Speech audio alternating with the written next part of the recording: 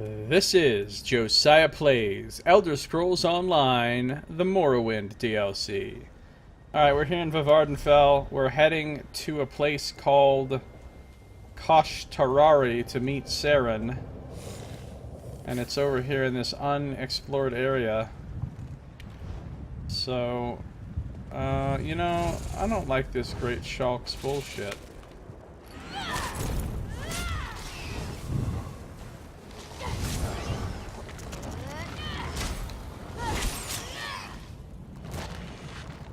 Enough out of you, Great Shulk. Or should I call you not so Great Shulk?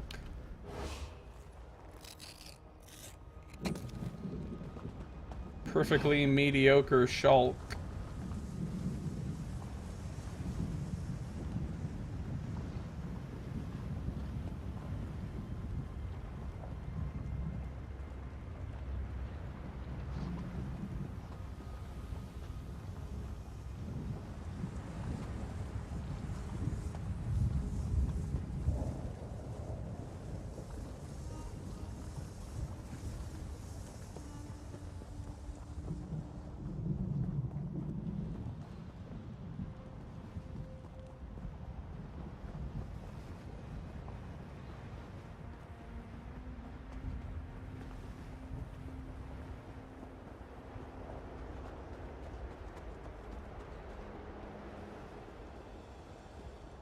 Thanks for the host, Brad. How you doing? Welcome.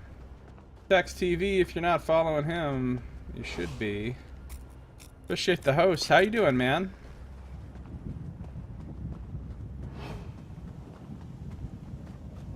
How are you doing? Break time, what were you playing? Islands of Nine or The Hunt? Or is it called The Hunt or just Hunt?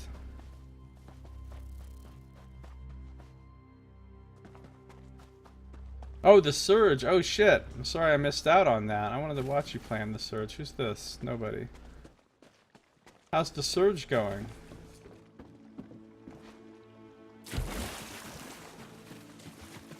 So here's this place. This is a trial.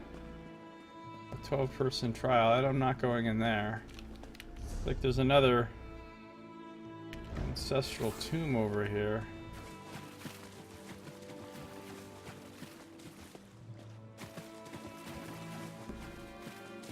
Just beat the first boss, so still not far. Oh, did you just start? I thought you'd played some of it before. Or did you start over?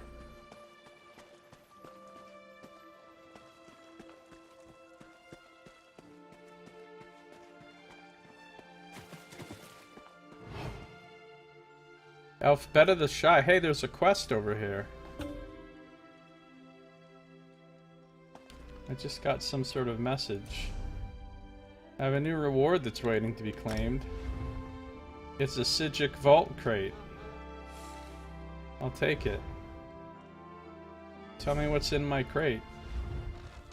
There are many spectacular rewards that a crate could contain. You can view this excellent selection by previewing a crate. Make a selection to reveal the rewards. Survivor elixirs, lethal poisons. Quite valuable. Mystic Magica Flow body tattoos. That's pretty cool. Do not be sad. Draining friend. poison. There are always additional crates available for purchase. This one recommends that you purchase a crate from the store.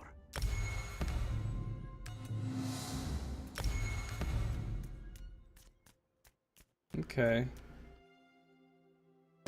May luck follow you. We now have...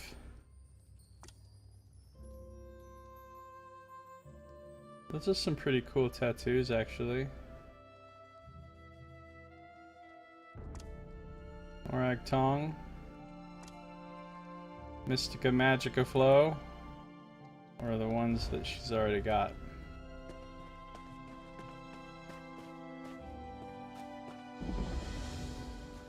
Dreloth Ancestral Tomb.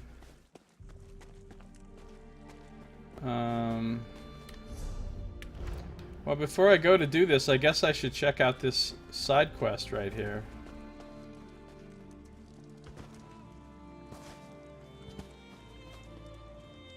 Orphrey Dullblade is here.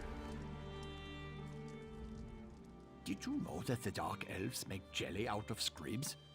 You'd think bug jelly would taste awful. But spread it on bread and oh, it's divine. Bug jelly, gross.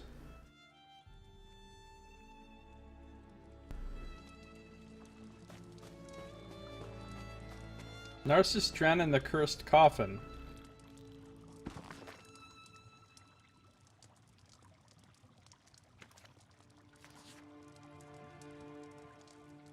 I'm not gonna read this now. Oh, I thought that was a real treasure chest, but no, it's a player chest thing. Alright, Alphabet of the Shy. How's it going, Son Gniff? How you doing? Welcome, buddy. One moment. Let me finish this thought. What's this word? Oh, I wish my dear Narcissus would return so I could ask. His handwriting is atrocious. Oh well, I'll just write inky black darkness. That sounds like the tomb he described to me. What tomb? The nearby Drelloth tomb, of course. My employer, the famous adventurer Narcissus Dren, explores its depths, searching for hidden treasure even as we speak. I hope to get to investigate a tomb one day. For now, I'm content to be Narcissus' assistant. So what does an assistant know about hidden treasure? I am the personal assistant to Narcissus Dren, and I know a great deal about a good many things. I found the old scroll that mentioned the treasure, after all. Narcissus has been gone a long time, though. Even missed lunch today, and he never skips a meal. Well, I could go in there and look for him, I guess. You'll check on Narcissus? How sweet.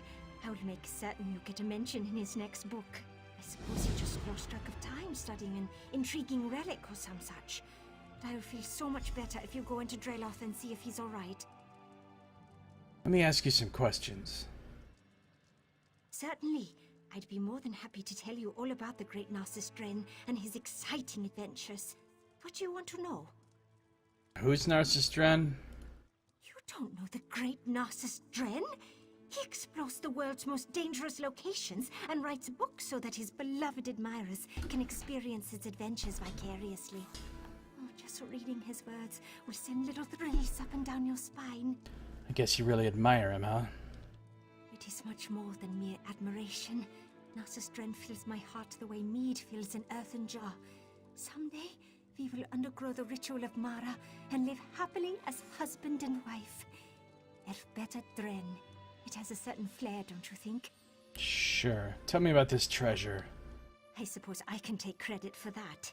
I found an old scroll in a Talvani bookshop and took it right to Narcissus for analysis. His translation indicated there were secret passages inside.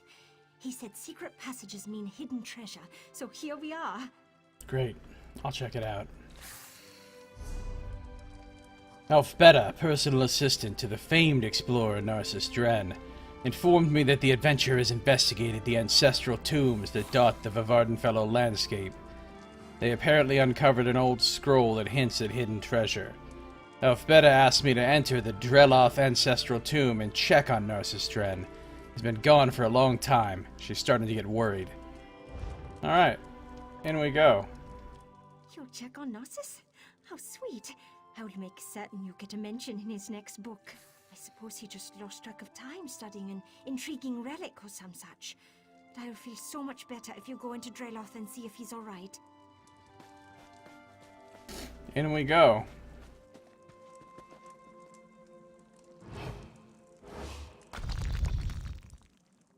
The ancient Drelloth family, a cadet branch of House Dress, long ago relocated from Vavardenfell to Kraganmore, but their ancestral tomb remains. Them Drelloths.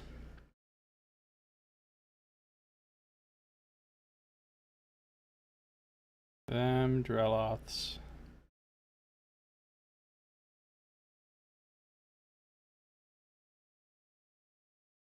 Well, I had some chicken wings today. Not so loud. That creature in the next chamber is a tricky one. So, I'm not all that vegetarian right now, I guess. I thought I was, but... You must be my new apprentice. Well, let's start the lesson, shall we?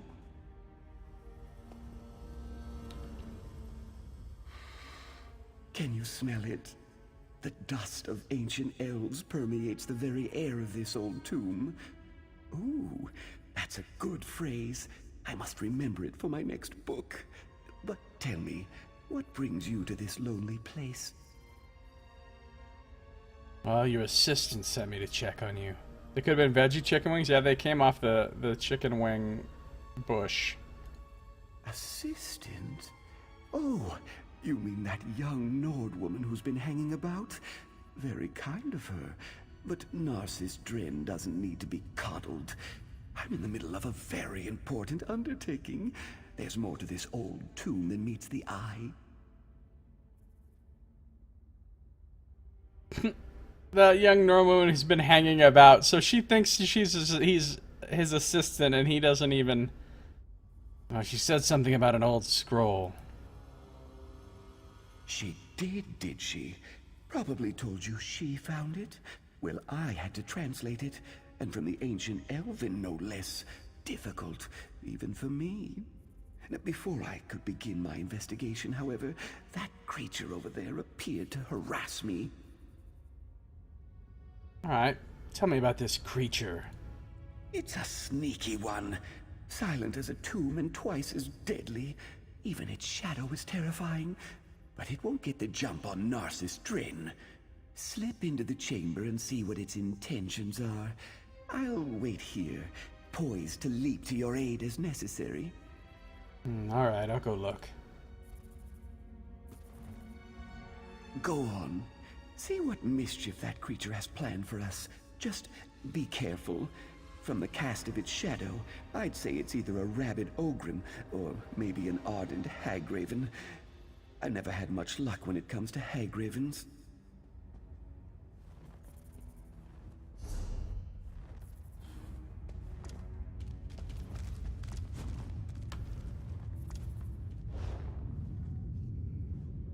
Go on. See what...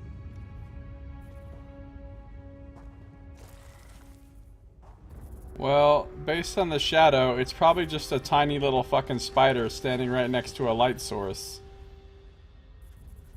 Oh, hell no, centipede. Get that centipede for 11k.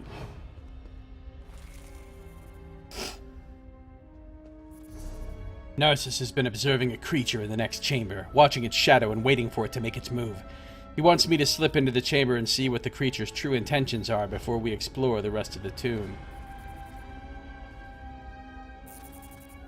Yeah, it's just a little bitty spider. I can't even kill it?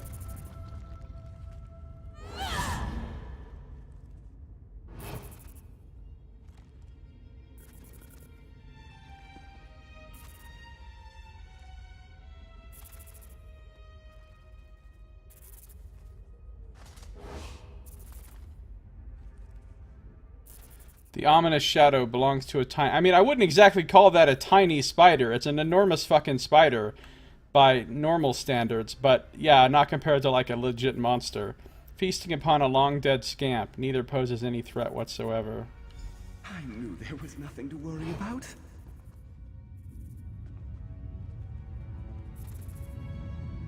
Now lead on, my stalwart companion. This tomb won't explore itself. Narcissus wants me to help him explore the tomb.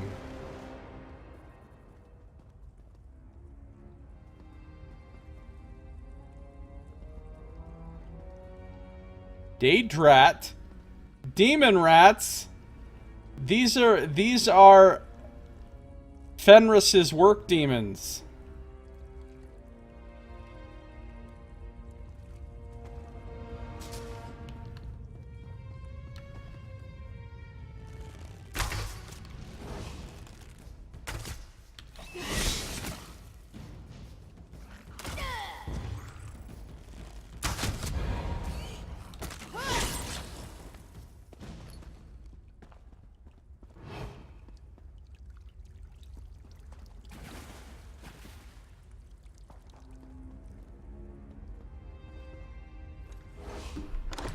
Oh, drat. This isn't what I expected. It's rather small. Narcissus Dren seems like kind of a fucking whiner.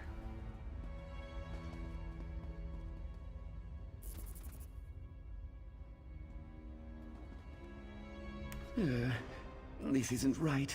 Where's the treasure vault? The hidden chambers? This tomb deeply disappoints Narcissus Dren. What did you think you were gonna find? Something more interesting than a boring burial chamber. This ancient scroll indicates that if you honor the ancestors, they reveal... I can't quite make out this word. I'm having a hard time translating some of these old idioms. Well, the Vardenfell has a shitload of tombs. What makes you think this is the right one? Are you questioning my expertise? Ancient Elven is like a second language to me, and scholars across Tamriel revere my ability to make sense of historic gibberish. Still, I could check my notes again, just to be sure. Nox, Valtus Dren would have made 5 monster combinations out of it by now. I know, right? Yeah, why don't you do that? Let me see. This squiggle means tomb. Oh, wait. That's V, not D. Veloth tomb. Ooh, what's this button do?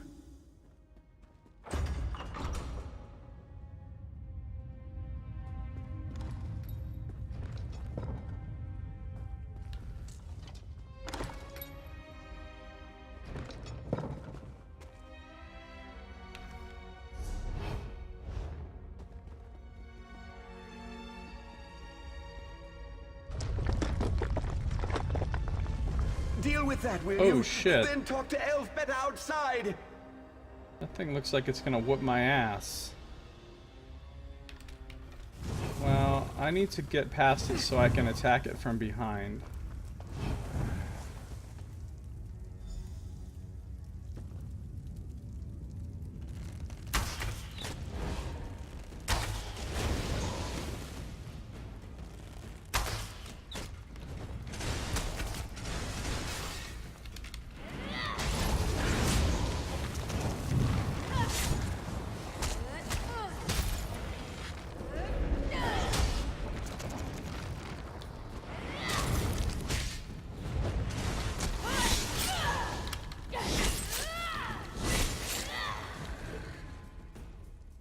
Enough out of you, sir. Grievous Twilight.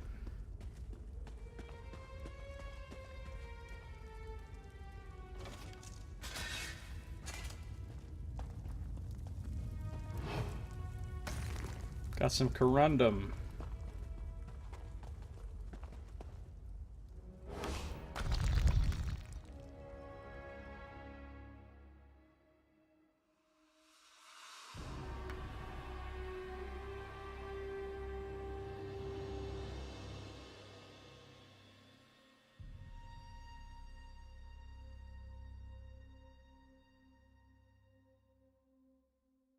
Oh, the rat. Fenris's work demons. He says.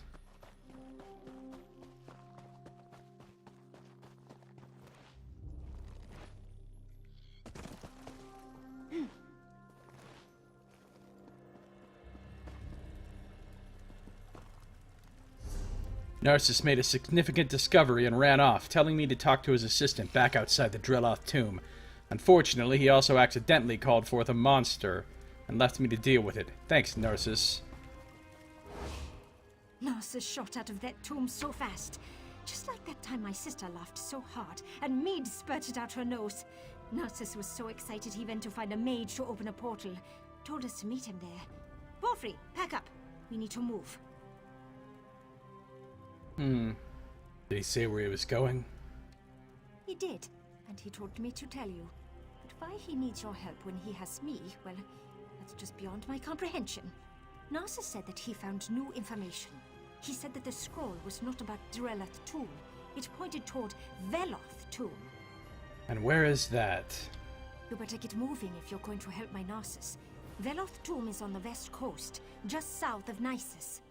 Wolfrey can make his own way, just like you. He's reliable like that. Me? I might hire a mage. Portals are so much nicer than walking. Okay. I better get Borfrey to start packing so we can head for the Veloth tomb. He is sweet, but kind of simple.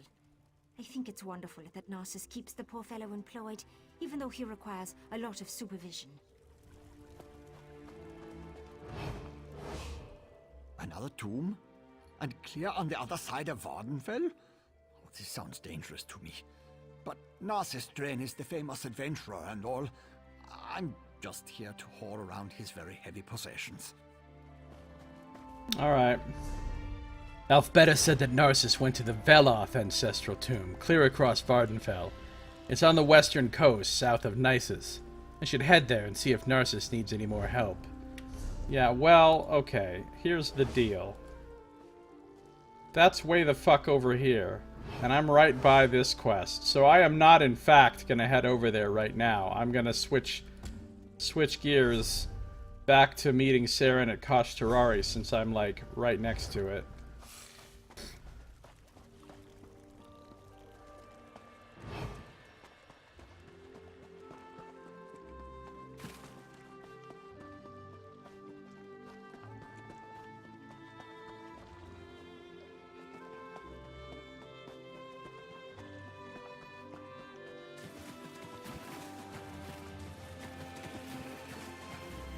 Being so close to that other quest is rather serendipitous. Oh, here we go, Nox. Here we fucking go. It begins.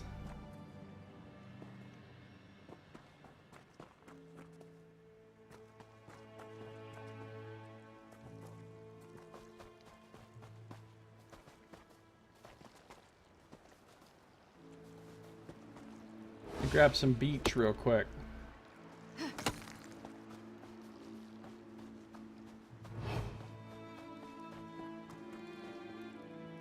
Kosh Terrari.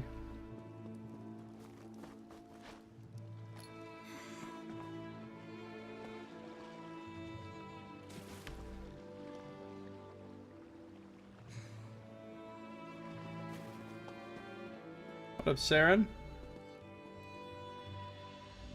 Here we are, on the Furious One's bloody doorstep, preparing to enter a Daedric ruin to try to stop my brother's march toward power. I hope that device you mentioned really can counter the invulnerability granted by the staff, Sunara. Here, take this. Tonal inverter. It'll disrupt the staff's power for a short amount of time. Well, that's larger than I expected, but it looks simple enough to operate. I suppose it's better that I work the device. I'm not sure I'm capable of attacking Chodola. He's still my brother, no matter how dangerous his beliefs have become. Here's the instructions. I'll help you counter the effects of Sunara. Maybe once we neutralize it, Chodola will listen to reason. I know that's probably just wishful thinking. I'll settle for finding out who tempted Chodola with that damn staff. Maybe, you can clarify a few points. Go ahead. Ask your questions. Then head into the ruins. I'll be right behind you. What's up, Saito? How you doing? I saw you and the Archcanon argue. He obviously doesn't think much of you, being an Ashlander and all. Why do you even want to help us? It's true, I have no love of the Tribunal. I also have no stomach for a war between my people and the Great Houses. Too much blood would be spilled to no good end. Even Azura proclaims that my brother must be stopped. I'll help you in any way I can. Who is Malakath? Isn't it like the orc god? Malakath's an evil god, the Daedric prince of curses and broken promises. Perhaps that's why Chodola has sought him out. The prophecy of the Nerevarine was Chodola's to fulfill before it was wrenched away from him. Do you think Malakath's involved in what's happening to Vivek? Perhaps, but I don't think so. The Oathbreaker prefers a more direct approach. He isn't one to hide behind convoluted schemes and plots. Still, if Malakath agrees to support my brother, we'll have one more problem to deal with. Why is he inside a Daedric shrine? The tribes rejected him. Azura set her face against him. Now Chodal is seeking aid wherever he can find it. That makes him more desperate than I imagined, and more dangerous. Why he decided to solicit Malakath, the god of curses, I have no idea.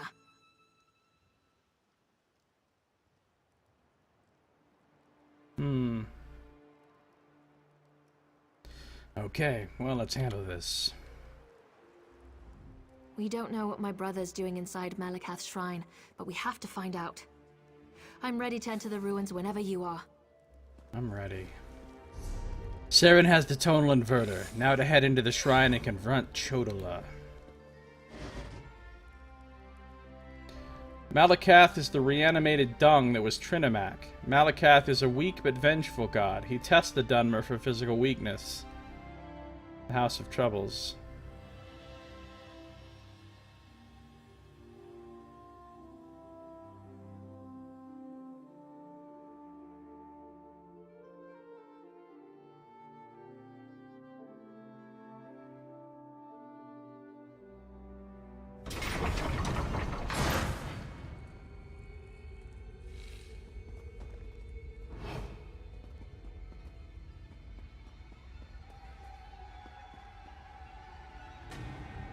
Oh, we got some of these little assholes. Alright, well, hold on.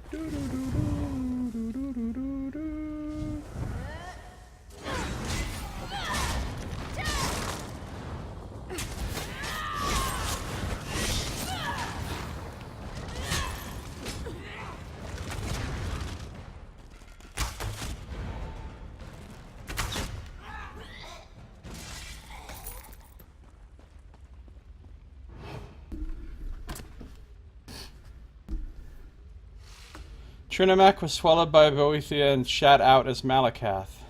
Bullet knife used in this legend. Yeah, there's a... What was the one we were just reading? It was one of Vivek's fucking sermons that involved fucking shit. Like some inappropriate ass shit was involved. Those red exiles. They've been slaughtered.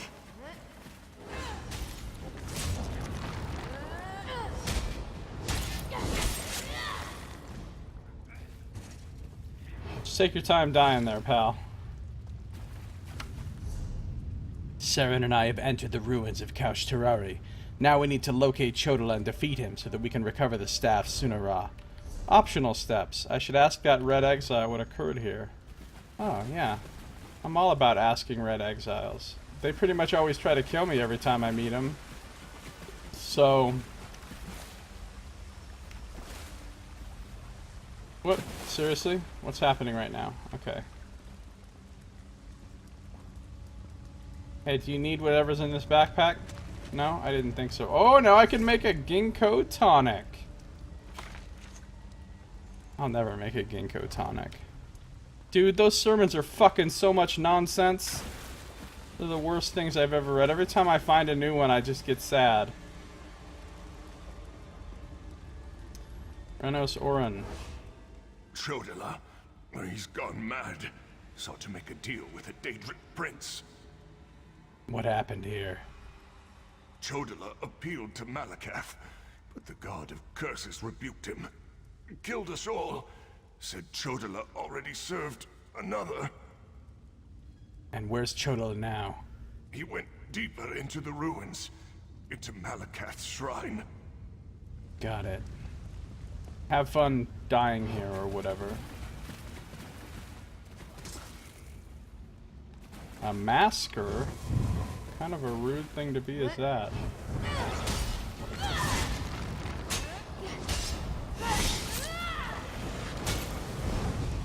Ow.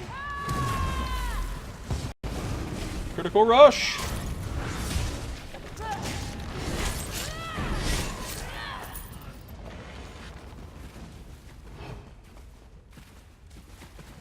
These creatures, they don't belong to Malakath.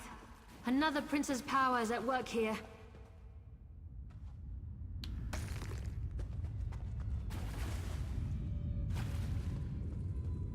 Malakath Shrine. You dare refuse me, Malakath? I am the Nerevarine. Chodala, brother, stop this madness. You bring this outlander to kill me, sister? You can't harm me! I have a powerful patron on my side. The staff protects him. You can't hurt him until we use the tonal inverter. I need a moment to get this working. Oh, good. What is that? No matter. You are no longer worth my time. Really? You think your little scoffing are gonna be a They problem? serve the Prince of Bargains. Keep them busy while I finish this. I'm gonna keep this one real busy.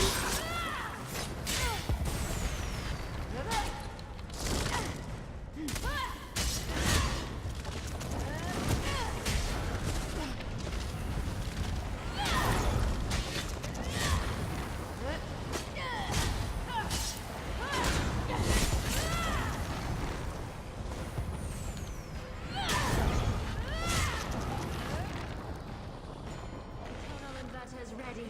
Stand in the field and focus the wave.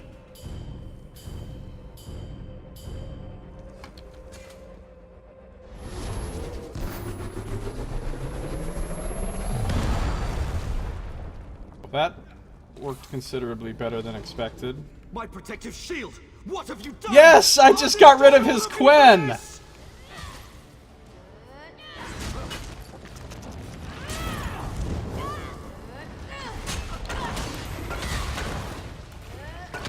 This guy's kind of a can of whoop-ass even without his bullshit Quen.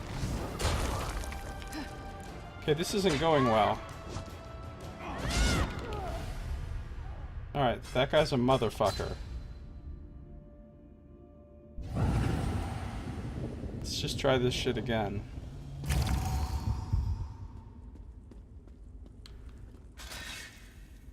Yeah, we've already proven that this guy's not the fucking Nerevarine.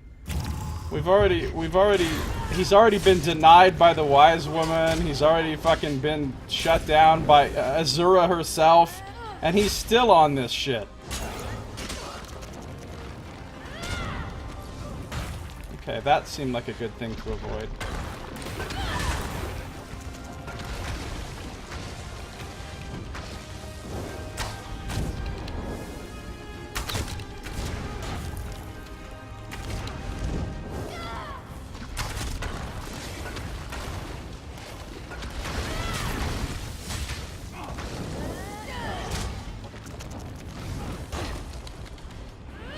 I'm out of stamina. He's down to 25% though. Oh god. Yeah, motherfucker!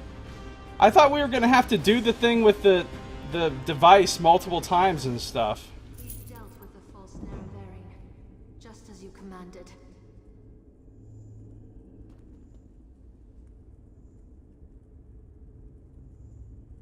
The Prince of Bargains makes Clavicus Vow sound like a used car salesman. Yeah.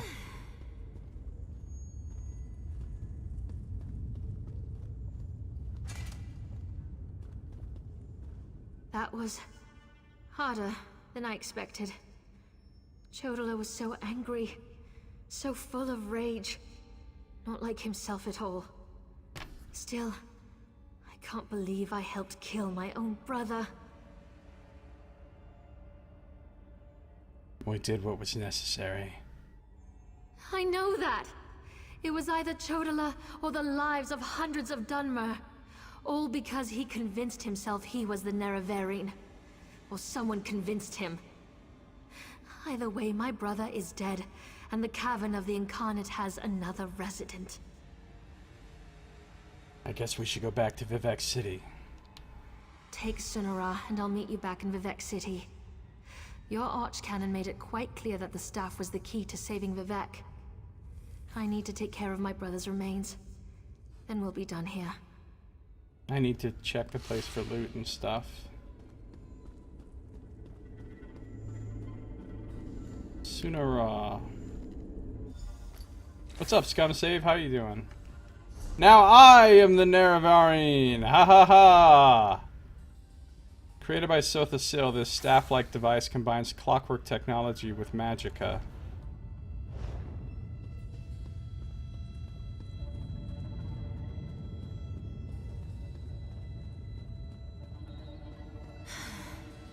I need to take care of my brother's remains.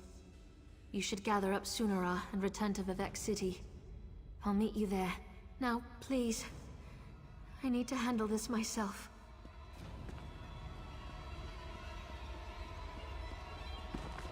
Nope.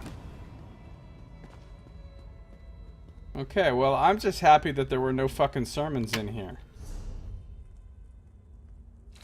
Because I've read a lot of them now. 1, 2, 3, 4, 5, 6, 7, 8, 9, 10, 11. And that's 11 things that I regret reading.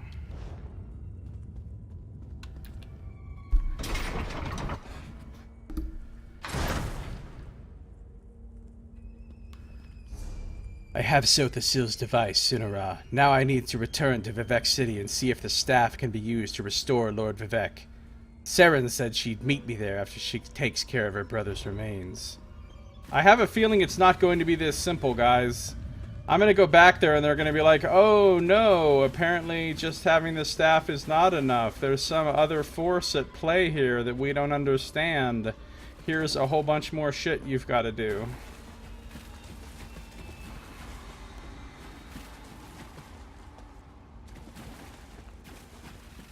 They were weird as fuck coded messages. Really weird as fuck.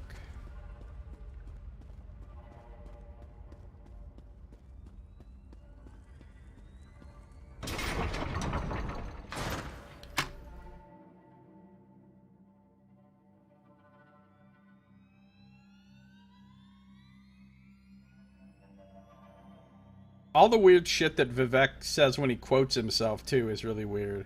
And his buoyant armatures have the worst fucking poetry of all time. The worst of all time. They're not just spoony, they're bad spoony.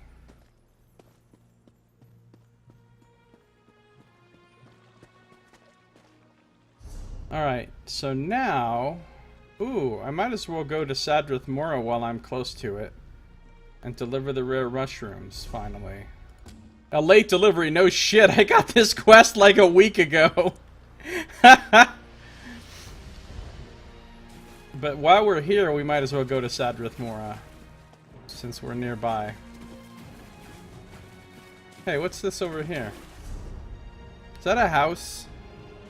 I think it's a house. It is. It's Tel Galen. It's a house that I can buy. Well, that means it's not an actual way shrine, which means there's absolutely no reason to go over there. Oh, is this one of those fucking mushroom towers? You can have your own mushroom tower? Kind of what it looks like.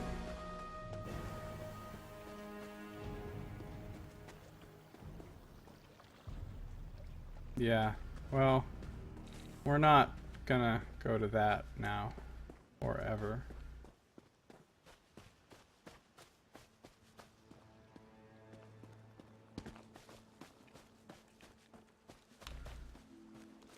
At least we're back in a part of Morrowind that has a little bit of plant life and isn't just fucking nothing but ash, lava, and fucking mushrooms and bugs. Although I'm sure there'll still be plenty of bugs around here. So many bugs. What is that thing? Oh, it's a cagoody. And a mud crab.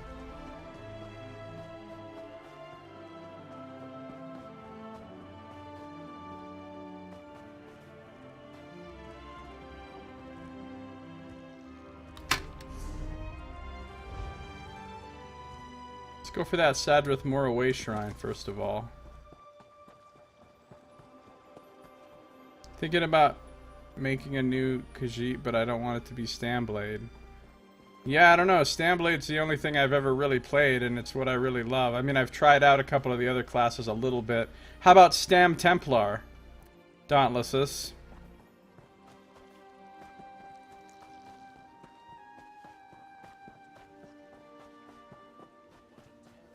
Or what about Magicka Dragon Knight? Basically be like a fire mage. I thought about trying that.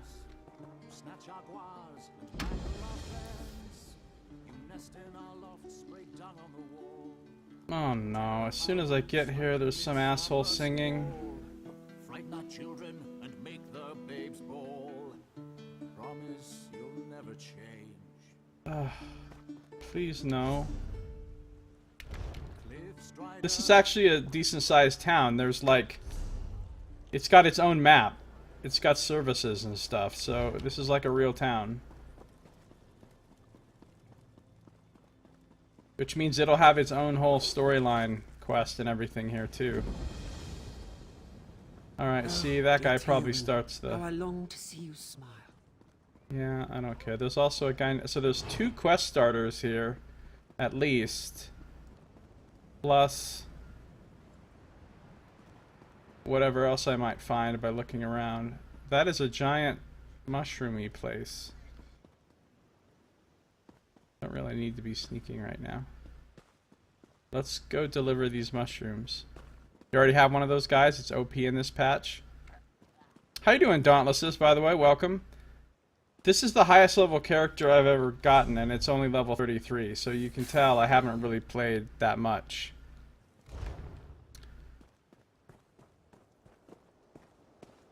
I've only traded other classes up like a very few levels, so basically haven't tried them at all. Essentially.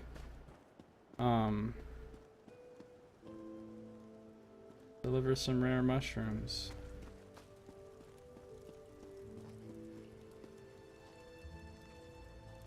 Unrefined Ashlander ears are just too coarse for those melodic gems. Ever need some help? Ask? Okay, thanks. I appreciate that. So far, I think I'm all good, but...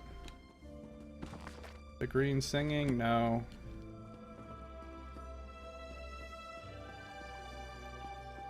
Council Hall? I don't really have a reason to go in there, but I'm going in there anyway.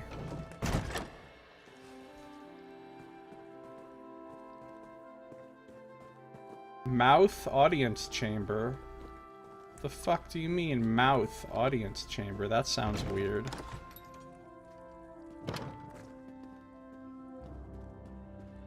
Dude, no. Fuck this place. I wouldn't want this to be my audience chamber. It's all gross. Also, apparently whoever is supposed to be running this show is not here.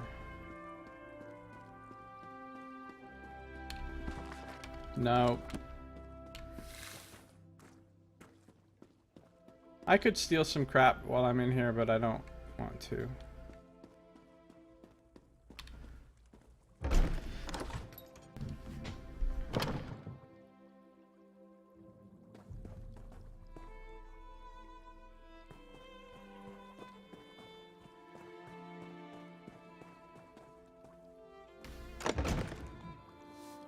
It's a glory hole. Ew. What up, Argonian? Oh no, it's a cat man. The overseers, they say, we are always watching. But we both know that is not always true, yes? This one finds that if you are always watching them, you can get away with a great many things. Great. Have fun shitting in a box or whatever you do.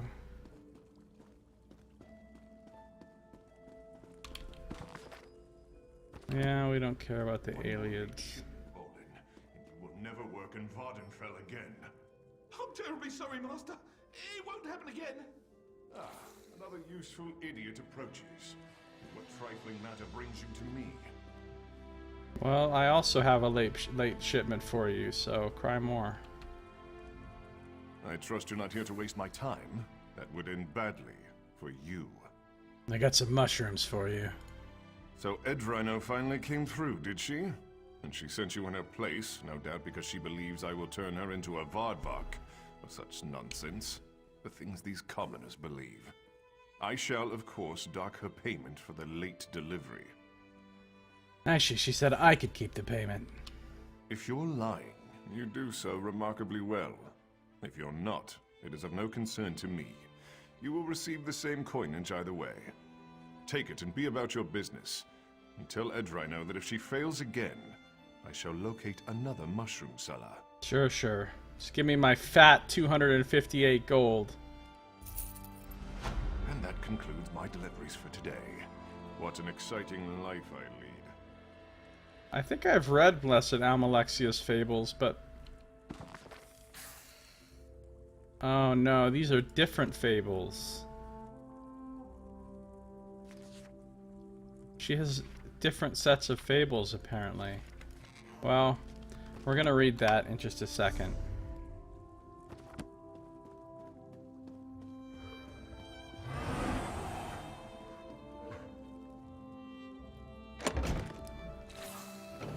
Gifted Guar.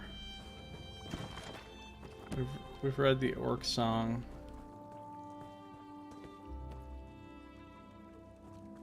All these chambers are like empty. Where are these people? Are they all down at the pub? The Mushroom Pub?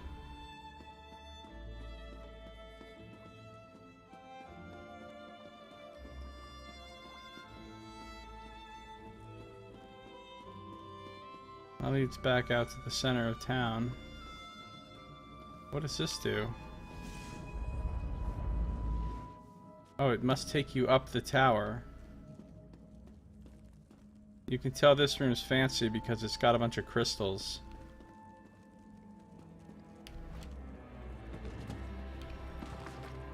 Reddit. Reddit.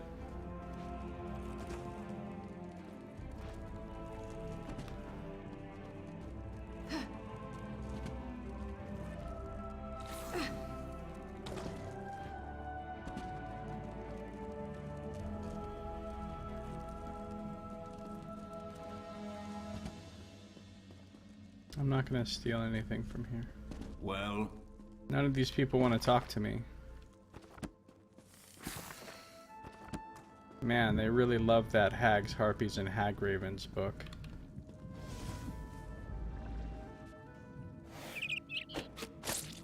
Given the state of writing in games today, it's safe to say everyone in this chat is overqualified to work in the industry. Maybe. I don't know. Probably harder than it sounds.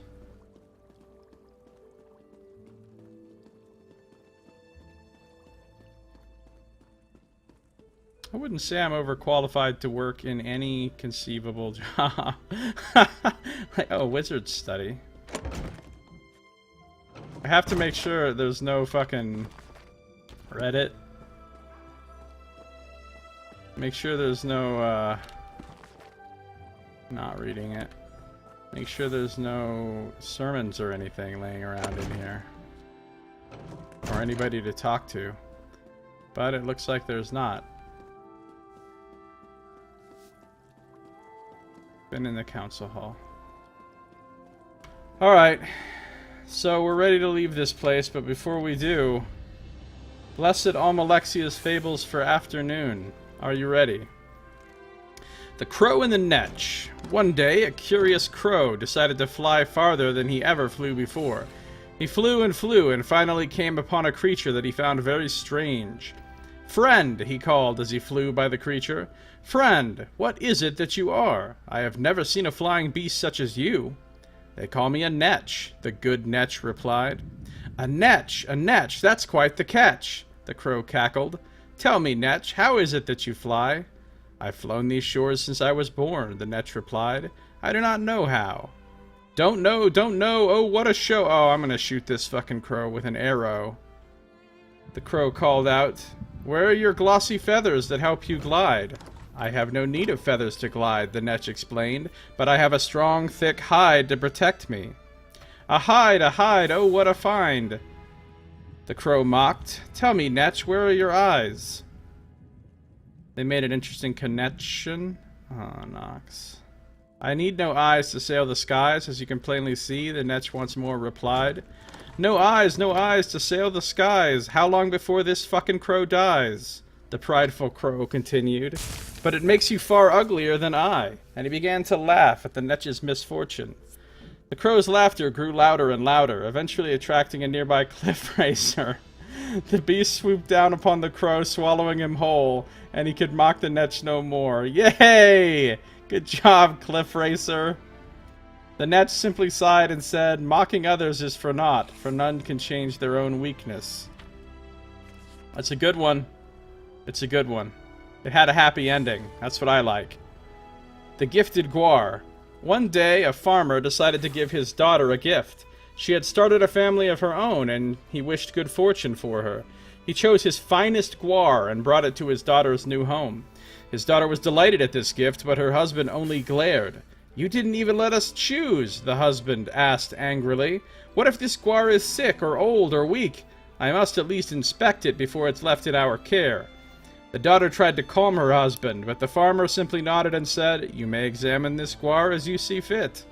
The husband inspected every inch of the guar, even forcing the beast to open its mighty jaws to look at the state of its teeth. Well, it will have to do, the husband conceded, though he knew it was a fine guar indeed. The farmer stroked his chin. You know, I think you're right. You should be able to pick whichever guar you wish. I know there's plenty for sale in the local market. The husband simply gaped as his father-in-law walked back home, guar in hand. His wife slapped her husband's arm and told him, You fool! Never look a gift guar in the mouth. Oh no. They had to go there? They had to go to gift guar in the mouth? Come on, this one's not nearly as good as the Dead Crow one. The Child of the Counselor.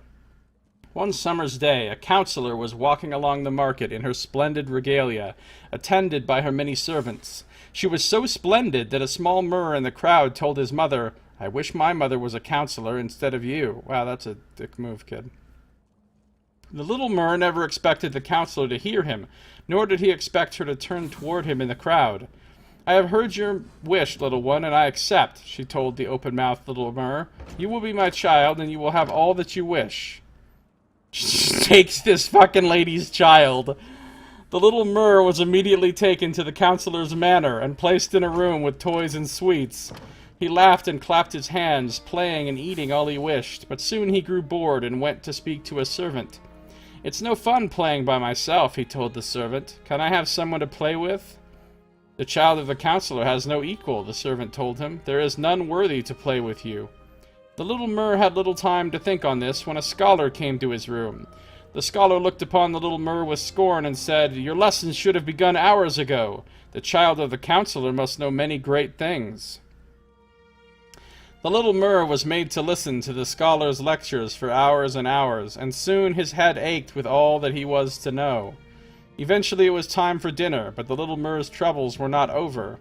In those clothes? In that state? Cried his servant, horrified. You must be washed and clothed if you are to be presented as the child of the counselor. And so the little Mer was scrubbed roughly and forced into very uncomfortable clothes. By this point the little Mer was almost in tears. He missed his home and his clothes and his friends, but most of all he missed his mother, who he had never gone a day without. When the little Mer was finally sent to the dining hall, he was met with surprise. Seated at the dining hall was his family, all laughing and smiling. He ran to his mother's arms and cried, I'm sorry, I want you to be my mother after all. The counselor, who was seated at the head of the table, smiled and told the little Mer, You have learned a very important lesson, my child. We often forget to be thankful for what we have when thinking only of what we want. This is actually a really good one. That's a really good moral. We should all keep that in mind. Alright. Good one. I've learned a lot. Thanks, Almalexia. I feel wiser. Now, the good news is, that's the opposite of what I feel when I read fucking Vivek's sermons. Which is just generally hatred for all existence.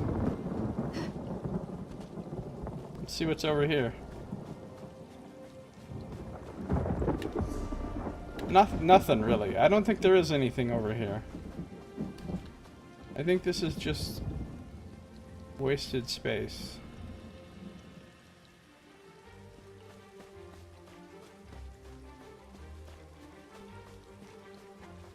Teaches children not to murmur their dissent. Oh, Nox! Ooh, did I find an actual tomb? I found an actual tomb. I can take another rubbing. Had to come back here behind the town and rub one out.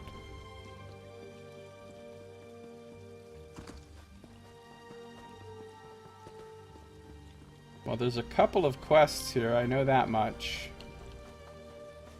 House guard.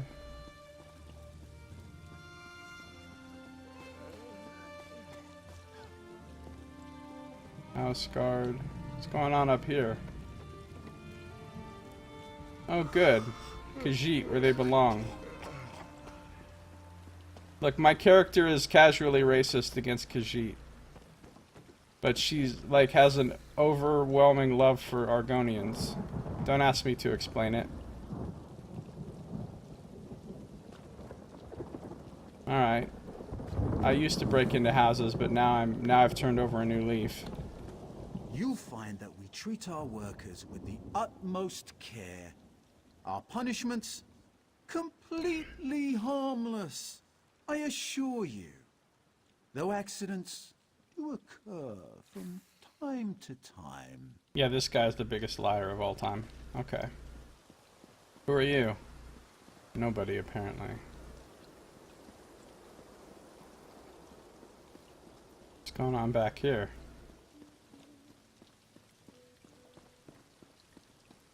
Another house.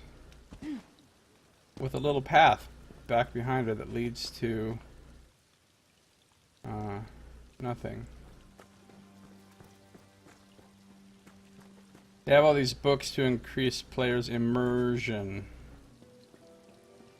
Oh, Nox. This is the inn, right? The Gateway Inn. Do you guys remember Gateway computers? Man, those were kind of pieces of shit.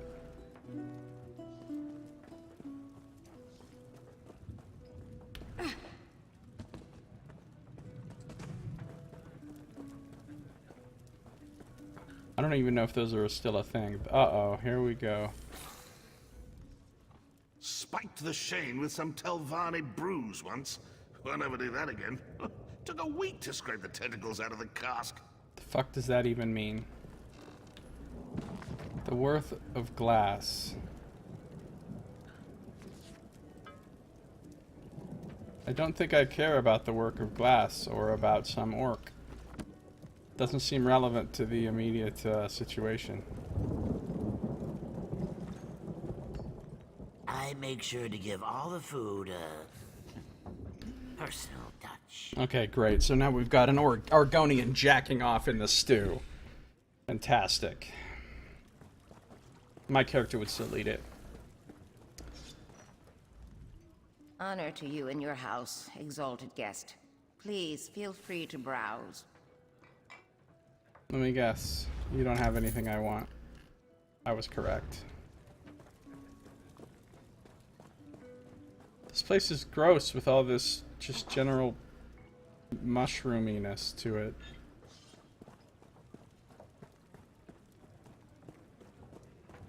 Rune Elf.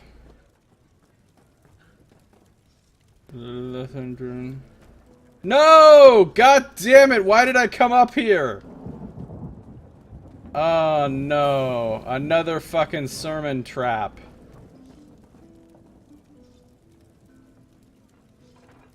Alright. Lesson 7.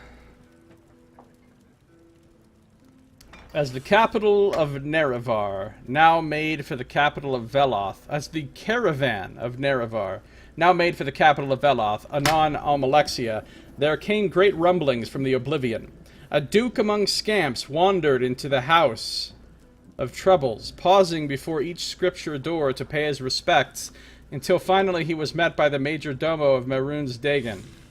The Duke of Scamps said, I was summoned by Lord Dagon, master of the foul waters and fire, and I have brought the penance of my 7 legions. It's a lot of scamps. The major domo, whose head was a bubble of foul water and fire, bowed low, so that the head of the Duke of Scamps became enclosed in his own, of course, as one does. He saw the first pennant, which commanded a legion of grim warriors who could die at least twice. At least twice. We're not sure how many times, but it's at least 2. He saw the second pennant, which commanded a legion of winged bulls. Uh-oh, now Nox is going to be happy. Winged bulls and the Emperor of color that rode upon each. He saw the third pennant, which commanded a legion of inverted gorgons, great snakes whose scales were the faces of men. Okay, that sounds like kind of a cool snake. Imagine each scale is a person's face. That's a dope-ass snake. He saw the fourth pennant, which commanded a legion of double-crossed lovers. He saw the fifth pennant, which commanded a legion of jumping wounds looking to hop onto a victim. That's pretty funny. He saw the sixth pennant, which commanded a legion of abridged planets. What? He saw the seventh pennant, which commanded a legion of armored winning moves. To which the major domo said, Duke Kauta, your legions, while mighty, are not enough to destroy Nerevar or the Triune Way. Look upon the Hortator and see the wisdom he takes to wife. And they looked into the middle world and saw, evaporating in a throng of thunder, of red war and chitin men, where destines take him further from our ways, the heat that we have wanted, and pray they still remember, where destines clothe the distance, clad in the golden east that we saw it now, instead of the war and repair of the oblivious fracture, a curse on the Hortator and 2 more on his hands. Right? All of that makes perfect sense. And the Duke of Scamps saw the palms of the Hortator, upon which the egg had written these words of power, Gartok Padhome, Gartok Padhome. The ending of the words is Om Sivi. Oh, I love the ending of the words, though. I love the ending of the words.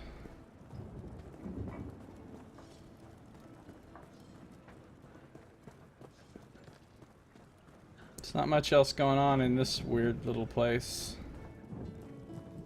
Weird little place. See, orcs know how to be bards. Just play the fucking instrument. Don't sing some dumb song that everybody hates. Although I kind of would like to hear an orc sing now that I think about it.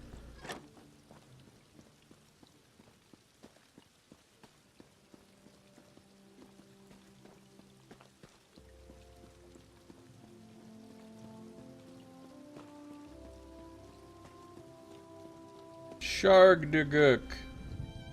Someone calls me a slave, they'll find themselves short a few teeth. I'm a hireling, Outlander. Learn the difference. Got it. I do got it. Don't even trip.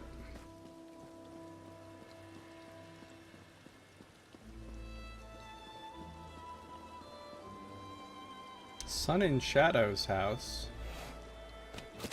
Apparently I can't actually go in there. Oh, it says you aren't on that quest.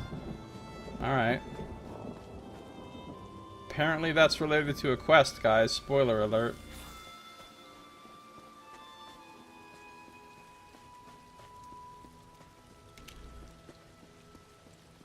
There's another weird-ass mushroom tower. But they don't want me going in there right now, so I won't. That means I'll probably have to break into there as part of a quest.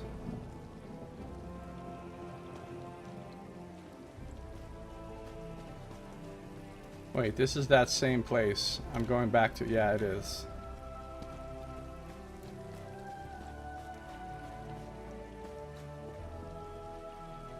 There's another house.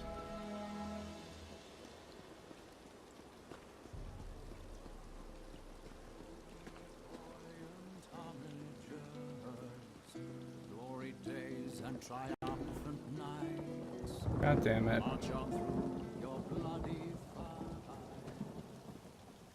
What is he even talking about? I don't know what a hall steward even is. Finally, another member of the guild. It's good to see I'm not the only one in town. Oh, this is the Fighters Guild. Allegedly. I don't have the achievements. Nor the money.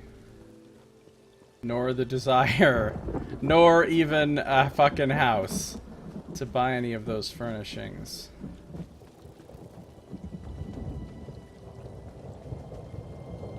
Okay.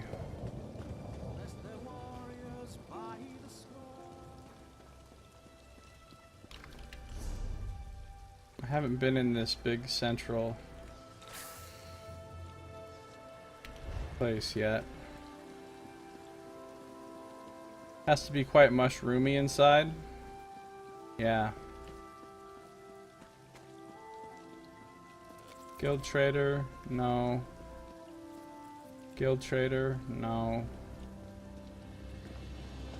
Oh, this is the Mages... Man, this is the shittiest Mages Guild of all time. It's literally a tent. A fucking tent is the Mages Guild in this town. Dude, who did you piss off, Bertus Benethran, to have to be assigned to run this Mages Guild?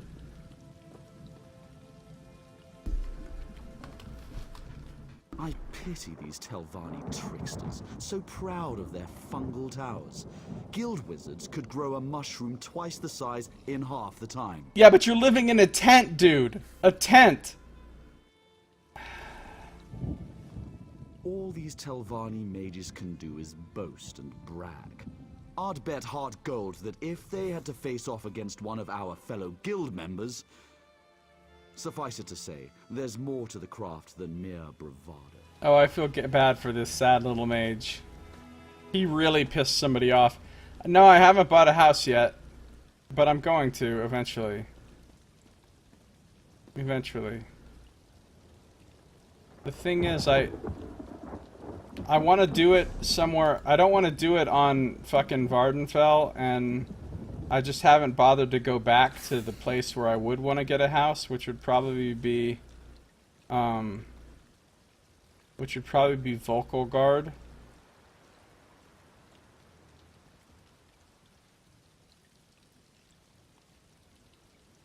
I can do the house quest here in Volkelgard, I think, and get the first house from this place.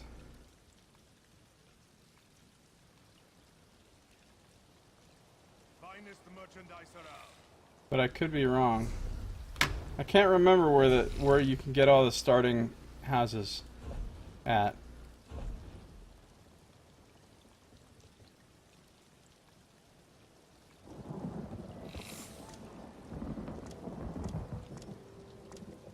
Right, that's in Daggerfall. That's in fucking Ebonheart. I don't want a house in Ebonheart.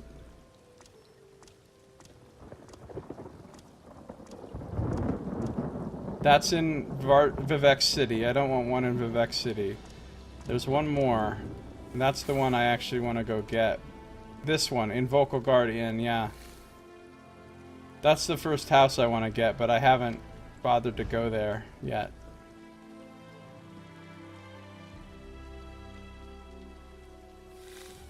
I mean, I don't really have much of a need of a house. I don't really have any need for a house, to be honest. It's not like you use a house to store stuff in this game. You just store stuff in the bank. Suron citizens must be frightened out of their minds.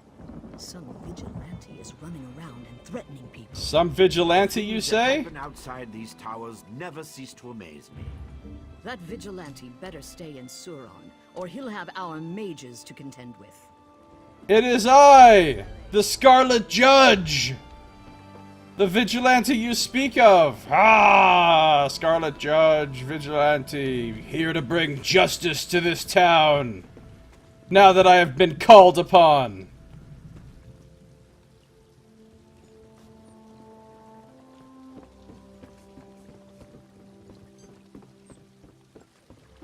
This is my superhero identity. What do you want? Hashtag adjudicated.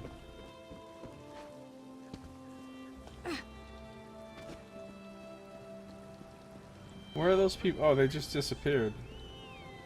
Well, that's magical. A lot of guild traders. Alright, it's time to start talking to these quest givers, I guess. Oh, I'm like, this is not what the town looks like. I realized I was on the wrong map. Here's what the town looks like. But I don't want to do Scarlet Judge right now.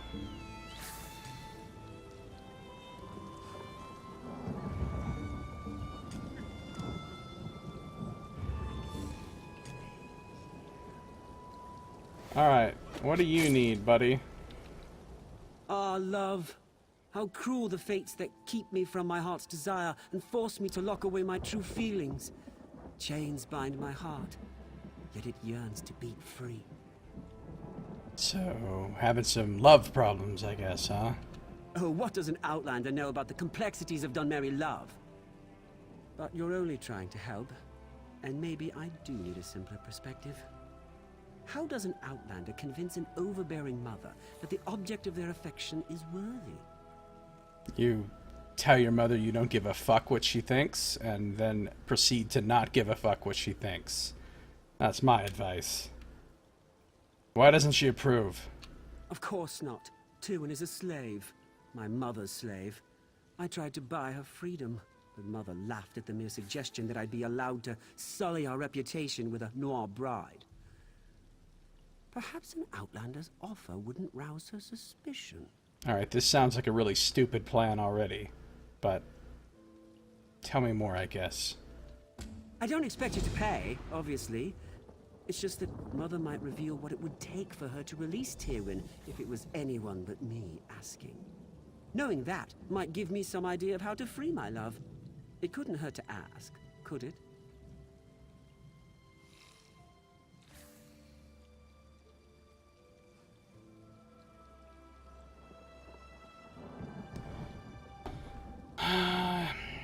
Yeah, alright, I can ask about it.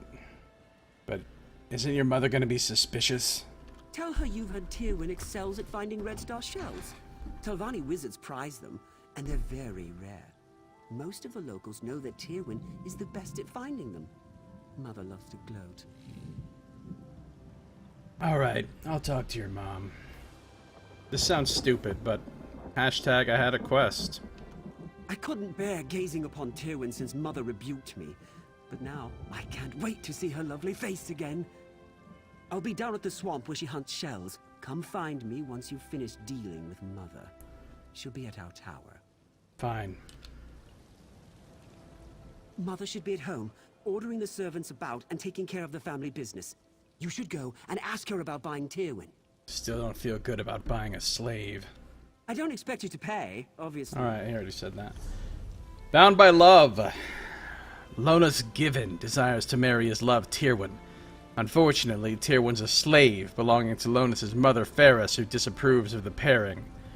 Lonus asked me to inquire about purchasing Tywin from Ferris and discover what it would take for her to part with her slave. Hashtag, I have a quest. Alright. I hear the local mage guild is pretty intense. Oh, that's pretty good, Nox. That's pretty good. It's pretty good. Let's talk about this other quest. Are you the one I should thank for saving my home from Balreth? Yeah, actually, I did do that.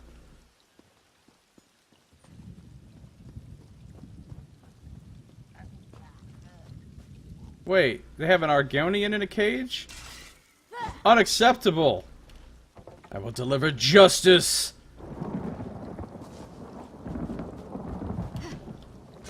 Then I see this guard with infinite health and I'm like, oh, maybe not that much justice.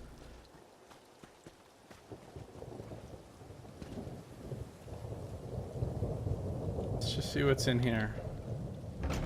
Tel Naga. Why does it look so weird? Why is everything related to Dark Elves and Morrowind so fucking weird?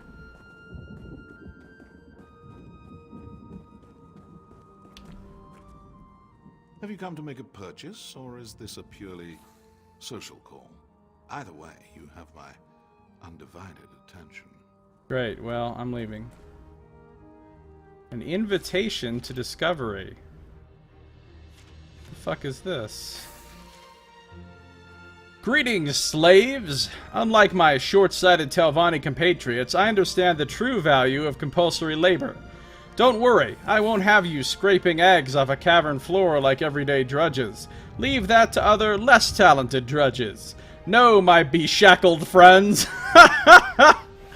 By displaying basic reasoning skills and only a mild interest in talking trees, you've earned the right to aid the Telvanni in the glorious future of magical practice. Think of yourselves as explorers, dancing down the bleeding edge of arcane discovery. I'd be remiss if I didn't tell you that these exercises will be incredibly dangerous, but take solace in the fact that, as slaves, your objections wouldn't matter anyway. This is fucked up. The burden of choice has been removed. Bully for you! Our first experiment involves the application of highly corrosive spores to the skin. Don't worry, we won't just slather them on your scales like common hedge mages. We've managed to combine them with a potent stabilizing agent that could grant the user vastly enhanced stamina and improved resistance to heat.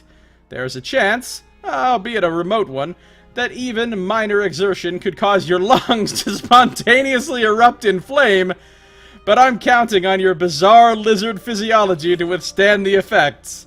I'm assuming you have lungs. I must remember to do a thorough search of the Argonian chest cavity at the next opportunity. Volunteers will be richly compensated with reduced lashings and an extra portion of whatever gray slime your overseers make you eat. Here's to the future that some of you might be lucky enough to see. Most sincerely, Birasalen Oathman of the Telvanni. Oh, my character would murder this guy, but this is one of the funniest things I've read in this fucking game. Fucking compensated with reduced lashings. Not even no lashings, reduced. And an extra portion of whatever gray slime your overseers make you eat. Yeah. That one's pretty solid. That shows you the nature and character of the Dark Elves right there. Nyx Hounds, a manual for new owners.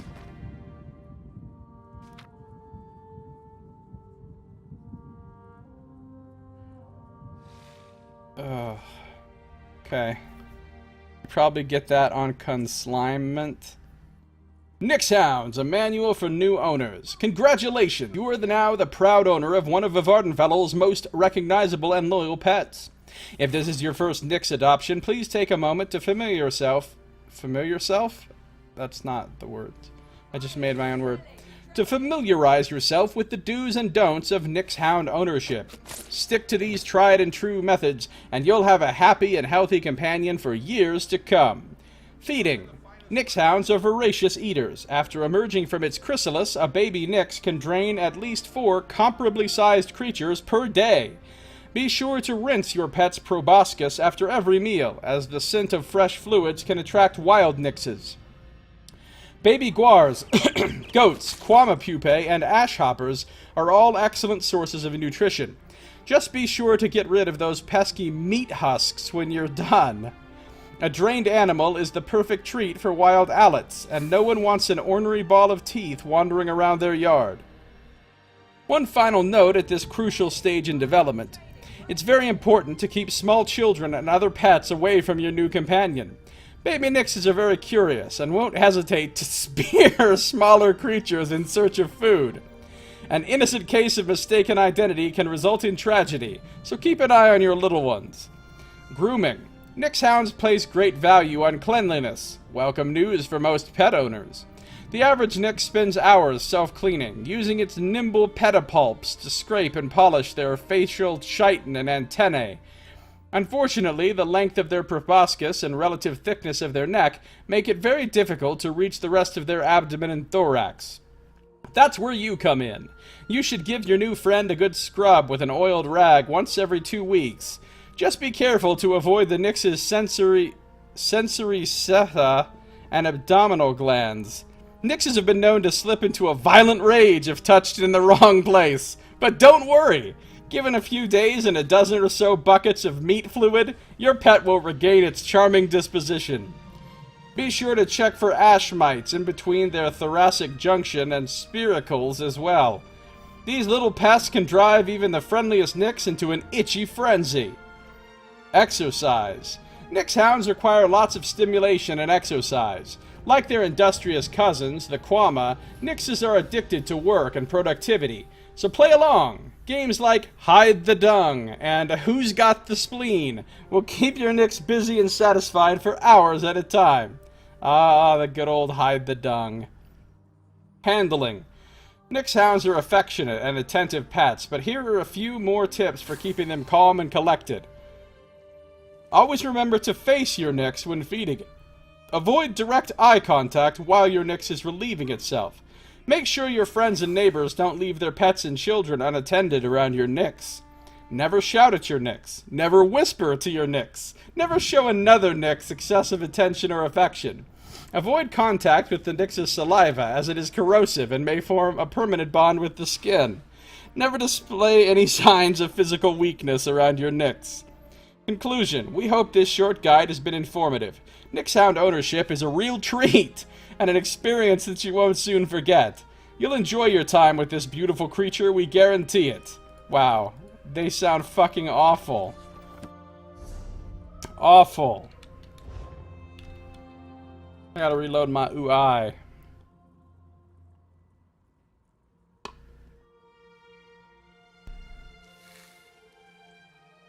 Fucking Nix hounds.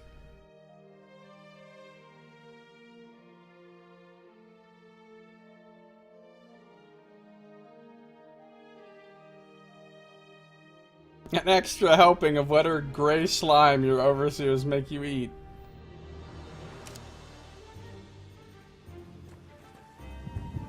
Adepts Hall. Adept. Man, fuck these Telvannis, dude. They're the worst.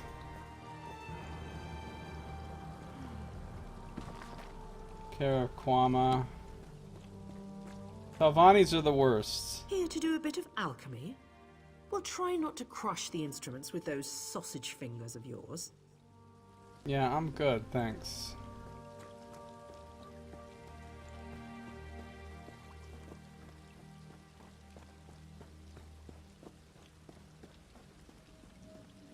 Magister's Retreat.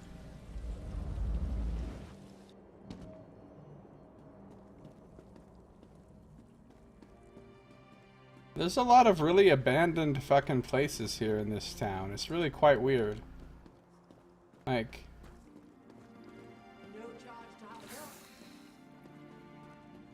how come there's nobody here?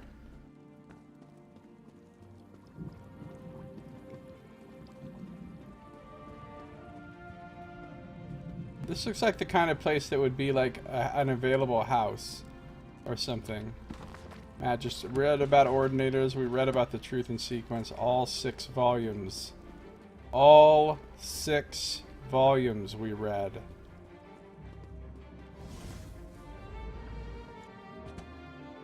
I would like to have a glowing light pool that teleports me up or down in my home. That's pretty dope.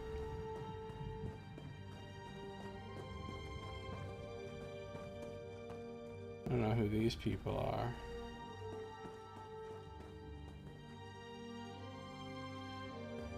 I could steal a soul gem, but I'm not going to, because I have plenty of soul gems.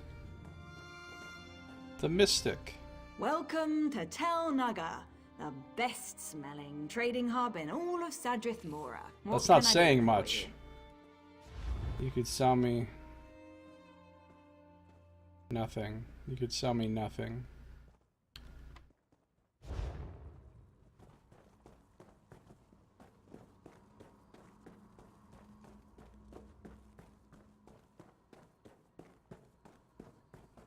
Alright, well, we've looked around in here. So I think before I talk to that other guy about his quest, I'm gonna do this one quest, because I'd like to just kind of keep my mind on one at a time.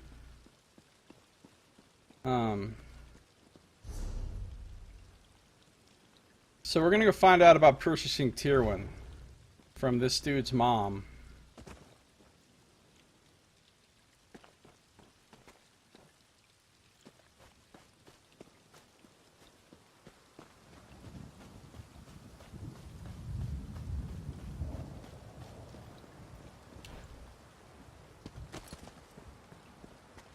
I honestly don't have the greatest feelings about this quest already.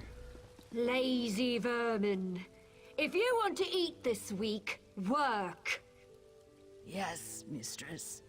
Well, get to it, now! Yes, mistress. Sorry, mistress. Dude, she's treating her Argonian slave badly, but she's also treating a Khajiit slave badly, so I guess those cancel each other out. What's up? What if I just go in your house? What are you gonna do? What are you gonna do? Nothing, because I can unlock it because it's simple. Also, I could murder this fucking sentry right here. I could Blade of Woe. No, let's just talk about this. Pardon the mess. My slaves require another lesson concerning their work ethic, and their no-good overseer as well. I suppose I'll have to wield the lash myself today. Right, so you're a terrible person, I understand. I'm looking for a slave that's good at finding red star shells. I heard you have one. Have my friends been gossiping about her again? You'd think there were no better topics of conversation. Yes, Tywin is my slave. She's no unshed Nixhound, but she's still a capable harvester. What do you want to know about her? Price. Well, I need someone who can do that too, and I already have Tywin. Seems like you're out of luck. Your friends gossip about a lot more than her shell-finding talents. Seems like we'd both benefit if you got rid of her. Baseless slander! Though I do tire of these ugly rumors surrounding my son. 3 red star shells. That's the smallest offer I'll entertain. A bargain. I can't just pay in gold? Telvanni wizards don't offer their influence and power for something as pedestrian as gold. 3 shells should barely cover the gap while I find another harvester. If that's too steep a price, I suppose we're finished here. Fine, I'll think about it. You have my price. Tywin isn't going anywhere without it. Ferris Given demands red star shells for Tywin. I should inform Lonis of what I learned. Let me guess. I'm gonna be sent out to find these fucking shells.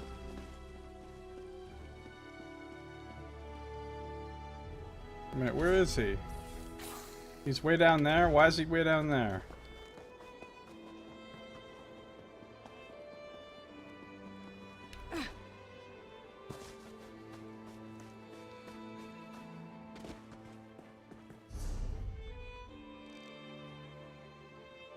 Sadrith Mora.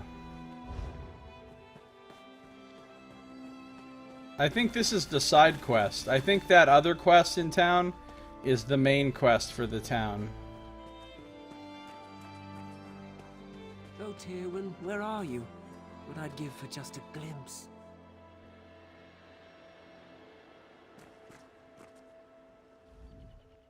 Well, did you speak to my mother? What did she say? Knowing her, it's something incredibly unreasonable. I thought of that immediately, Nox. The fucking star bottle caps. She wants 3 red star shells. 3? 3? That's as many as Tywin manages to find in a month. And she's perfect. So, should we ask her to help? No, no, no, no, no. If Mother found out, she'd never let Tywin go free. Not for any price. It's an unreasonable sum. But the fact that she asked for red star shells might work in our favor. How? I've been training a Nixhound to help Tywin so she can Oh, spend God, more time no. with me instead of in that vile swamp. Aside from the Fetch a Fly incident, Nixie's got a solid track record. I'm certain she won't let us down. Please, no. And where's Nixie now? She's around here somewhere. Nixhounds vanish when they're afraid, and Nixie's a bit skittish. She'll head off toward the water after I call her. Look around the shorelines, and you'll probably find her digging up shells. Just go where she points. God damn it, now I gotta work with a Nixhound. Ah, fine, I'll just go murder myself right now. Come on, Nixie, show yourself! There you are. Nixie, go find star shells. Show this nice person where they are. Damn it. Damn it. Damn it. Lonus loaned me a Nyx hound he's trained to sniff out red star shells. When the creature points the location of a shell, all I have to do is dig. No. No.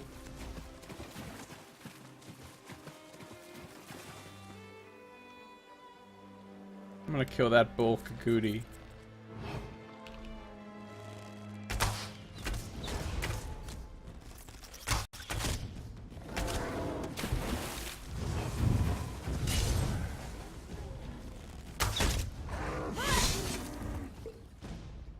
That thing had a lot of stuff on it.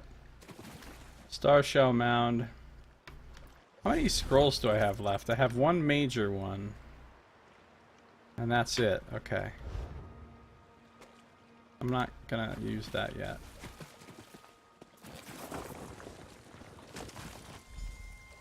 Oh, that was easy. I already got one.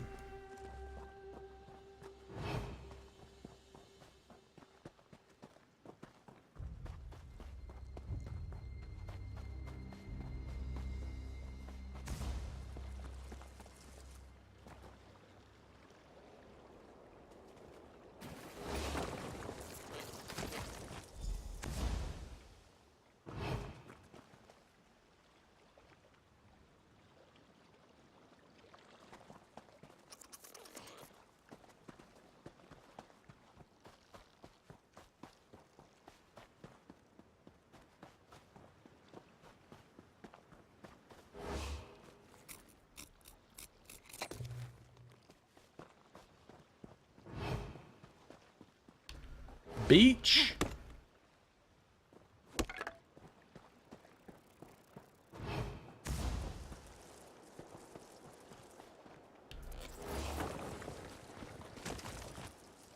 Okay, that was... What are you doing? Stop! Oh, it's tier 1. Oh, you're mad because I'm digging up the shells? Come on, calm down. I'm trying to get you free. High elf, huh? Who are you? These are given lands, you know. Take any star shells from this beach and you'll have them to reckon with. Yeah, you must be tier 1. Your boyfriend sent me. He sent you here. To what, spy on me? To finds that can't even find privacy out in this forsaken muck. Let me guess how. Let me tell you how this is gonna go. She doesn't really want him at all. He's the one that's weirdly obsessed with her and everything about this is creepy. No, I'm gathering red star shells. Why would he want me to spy on you? Because this is the one place I'm permitted to go that he's too afraid to follow. Out here, I don't have to endure his constant fawning or pretend not to see him watching me out of the corner of my eye. Right, well, you know he thinks you're in love. Love? I'm a slave and he's my master, or as close as makes no difference.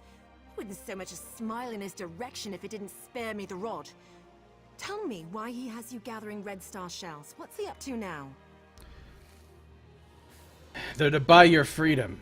He wants me to set you free so that you can marry him. Yeah, I know, he's pretty crazy. Gods, no. Fear of his mother's wrath is the only reason I can keep him at arm's length. If he's getting this bold, I have to get out of here. What Lonus wants for me isn't freedom. You really want to free me. Help me get away from these people. What do you have in mind? Faris keeps my servitude obligation hidden in a house. Steal it for me. I can forge a signature. It won't be perfect, but it should hold up well enough to get me out of Telvanni lands. Why? I can just buy you with the shells I've got. I don't want to be bought. I want to be free. After all Faris and Lonus have taken from me, I don't want them to profit from my release. At least let me cost them. That makes sense. I like it. This sounds like a job for the Crimson Judge. No, for the Scarlet Judge. I won't marry Lonus. Not for anything.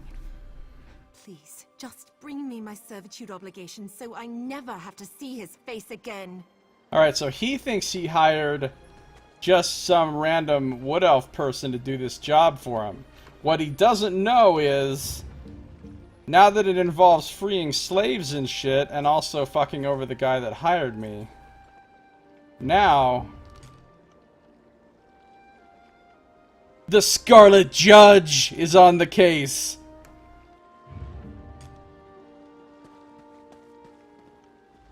I won't marry Lonus.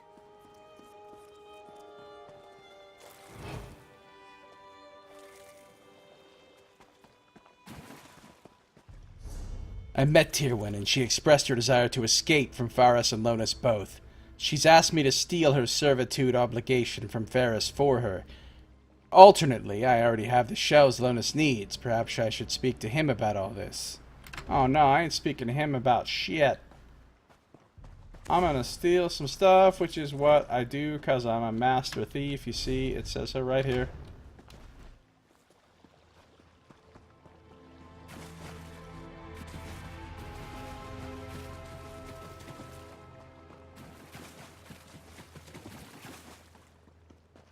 The Scarlet Judge will handle this. Emergency alert. Flash flood warning in this area. Doesn't seem likely.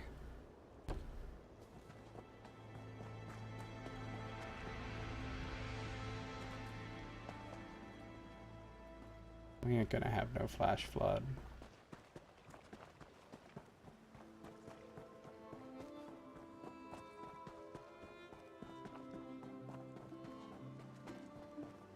Sleeps like a giant, a tower of stones, red mountain, A lot of fucking songs about that stupid mountain. Given Tower. Is anybody looking? What are you doing, Sentry? Let me just make sure she's not about to turn around and spot me breaking in.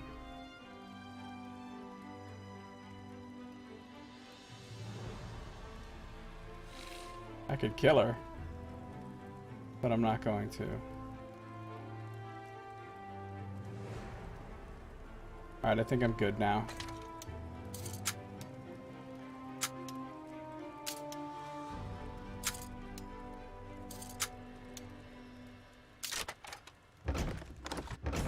I'm in.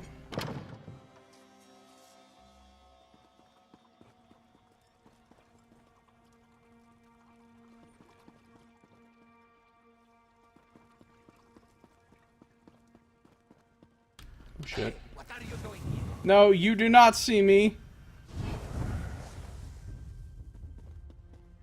There's a sentry.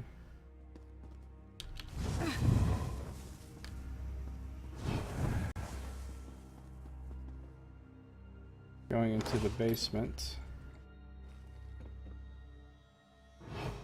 You nearly got that color wrong, but corrected yourself. Phew, what a relief. Oh my god. Do I have to summon a guard?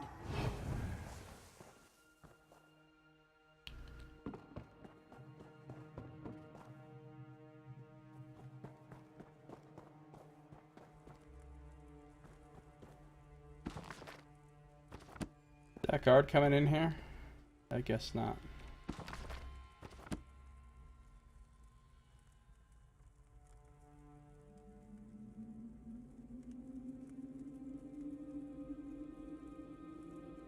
The fuck?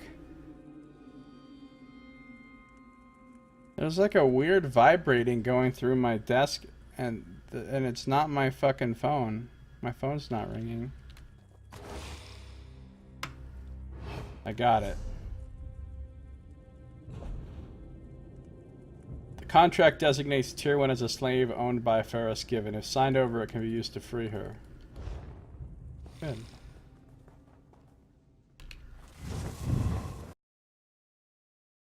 Uh-oh.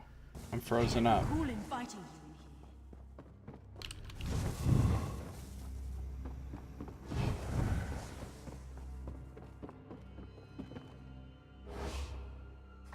They just left it on the floor. Hey, what's up, David? How you doing? Welcome.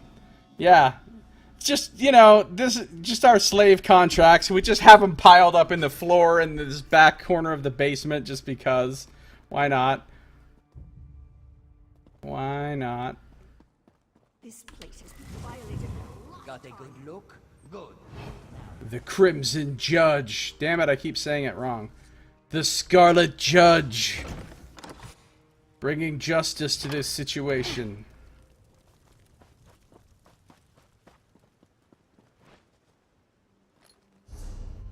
I stole Tyrwin's servitude obligation. I liberated it. She'll be happy to hear that. I just need to deliver it to her. See, you're leaving the estate. Can I not jump on this? The Scarlet Judge has got this handled, lady. You decided not to help me, didn't you? I knew I shouldn't have gotten my hopes up. The Scarlet Judge delivers you freedom. You really did it. You... What's the catch? What do you expect for this? Nothing. I shall own no slave. You're free. I don't know what to say. I was resigned to my fate before you showed up. Hardly seems real. Maybe it isn't. Not until I'm staring at the shores of the Somerset Isles. Good luck. I'll need it. You didn't ask for anything, but I want you to have this. Just the gold I managed to hide away over the years, minus what I'll need for passage. Not payment, a gift. For a friend. Goodbye, and thank you so much. Thanks for the 258 gold. Hey, get away from her! You'll ruin everything! Shut up, you slavering jackal. You see this? I'm free. Tywin, I was supposed to free you. I was going to take your hand in marriage. It was going to be perfect. You ruined it! Listen to me, you little swit. I'm not your plaything, never was, and never will be. I'd sooner lie with the maggots than share your bed. Wow, that's pretty bad. That can be arranged. When I tell Mother about this, you'll wish you'd never spurned me. You'll beg! You will beg! That was liberating. Don't worry, I know these lands better than they ever will. Thanks again. No problem. Well, the Scarlet Judge brings justice to another situation.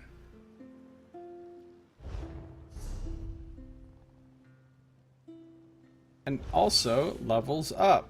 Yay! And I get to choose a crappy poison.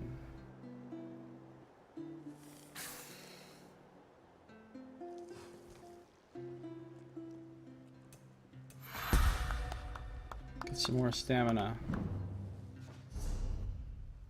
Do I have any skill things that I want to buy?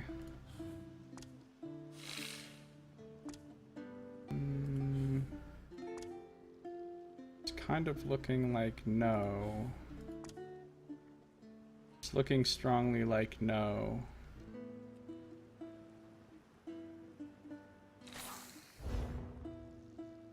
Scarlet Judge, handling business.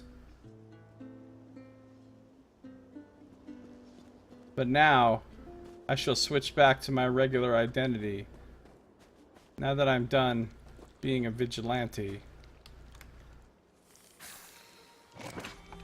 Oops, I just drank a potion for no reason. That was good.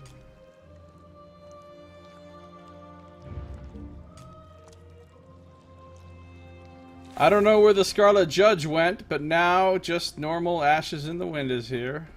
Traveling Wood Elf mercenary.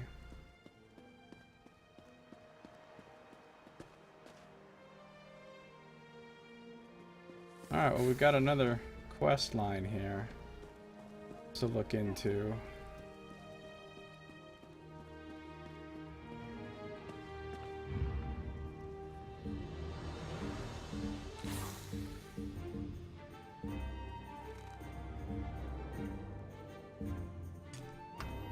You know what I'm gonna do? I'm gonna change my quick slots.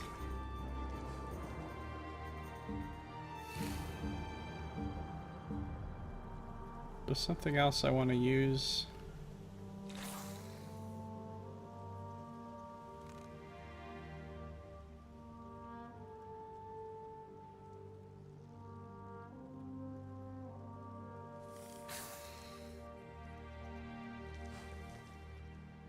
Davon's watch would have been overrun if you hadn't been there.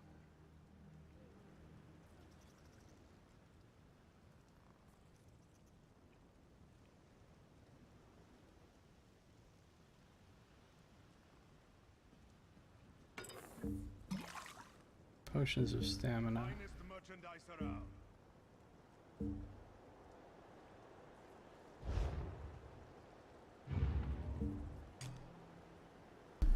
Scarju, yeah.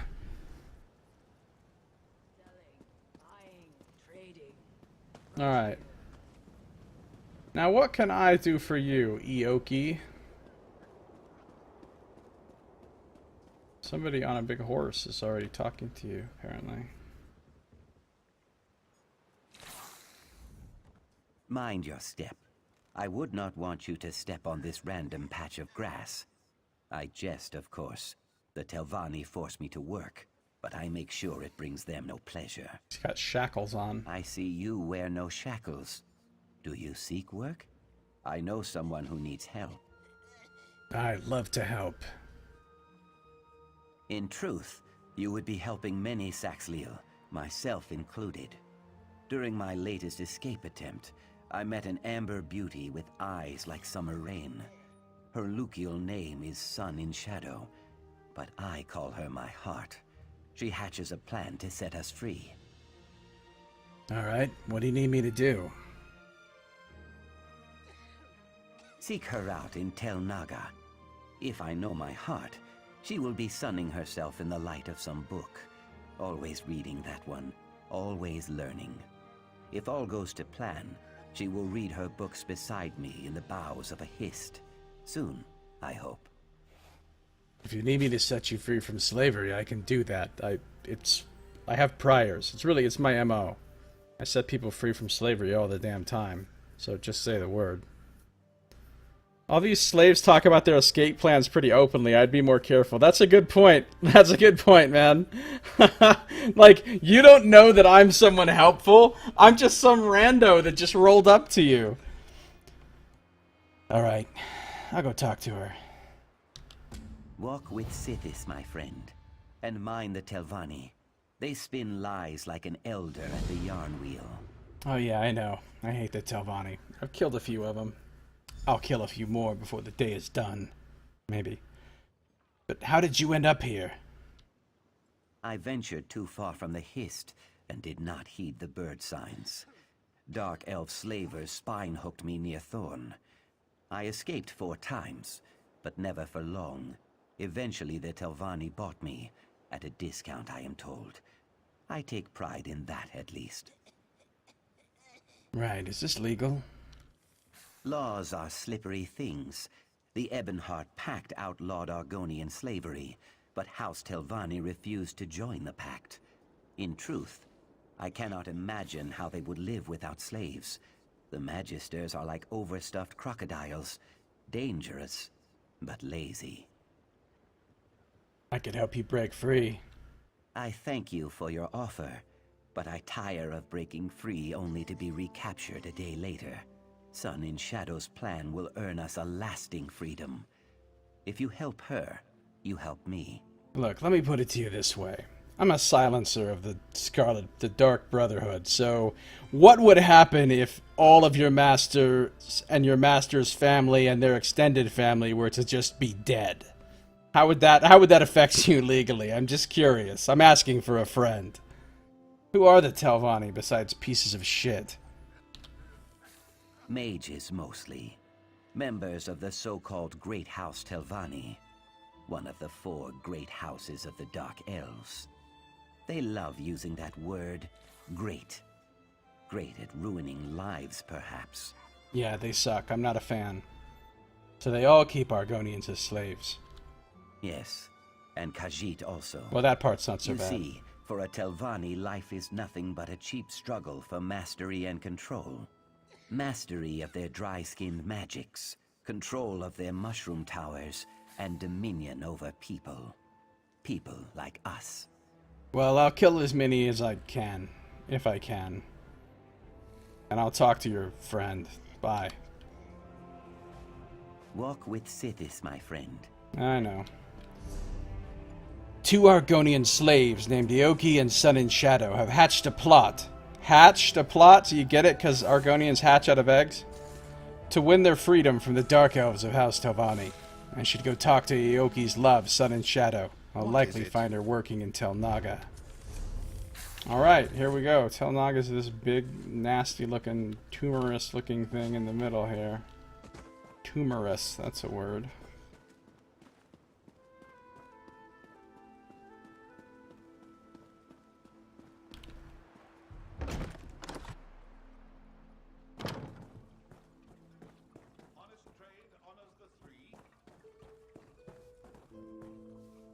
Well, here she is.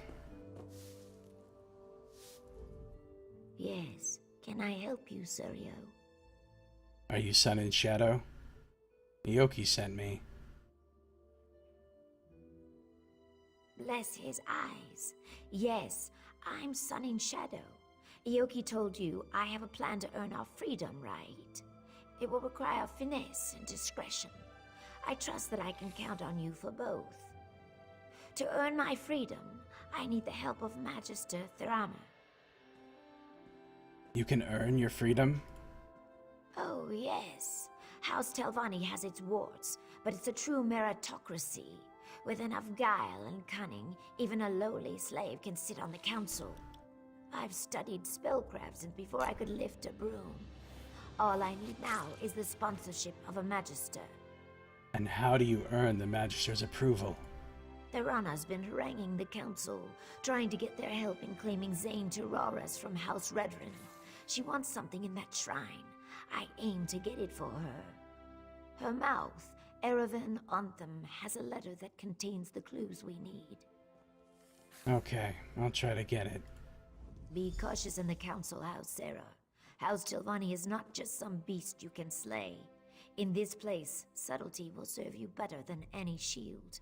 We have to play the game. But how does this plan help Aoki? Truthfully, it doesn't. Not yet. Telvanni plots take time to develop.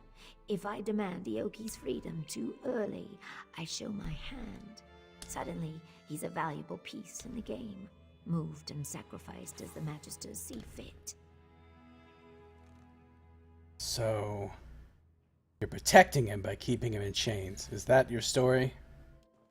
Do I sense a rebuke? It's not ideal, I know.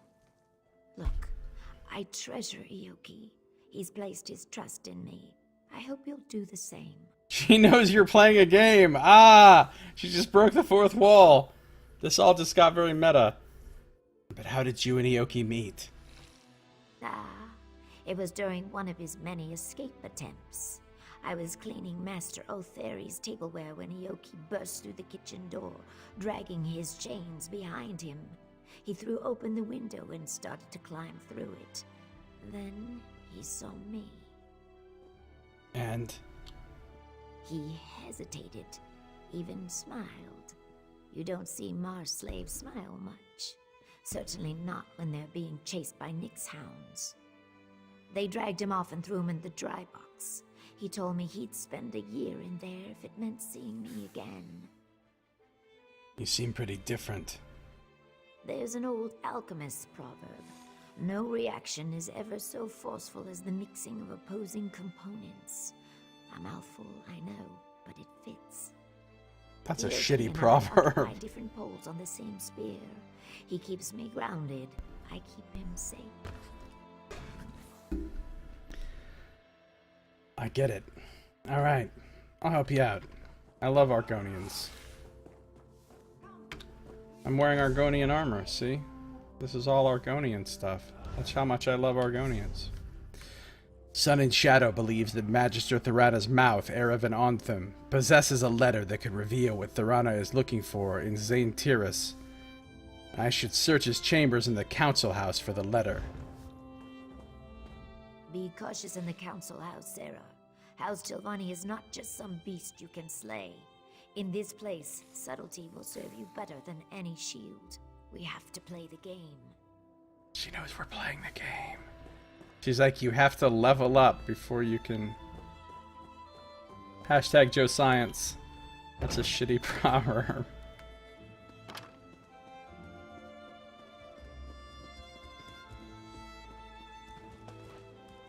if your proverb takes longer to say than another proverb that already means the same thing, your proverb sucks. Josiah. And look how long that took to say. See, that's the irony.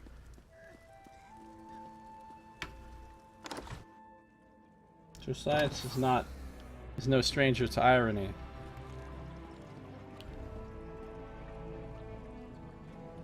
Wait, I don't go to the audience chamber, I go in here. What's up, Sup-Adder?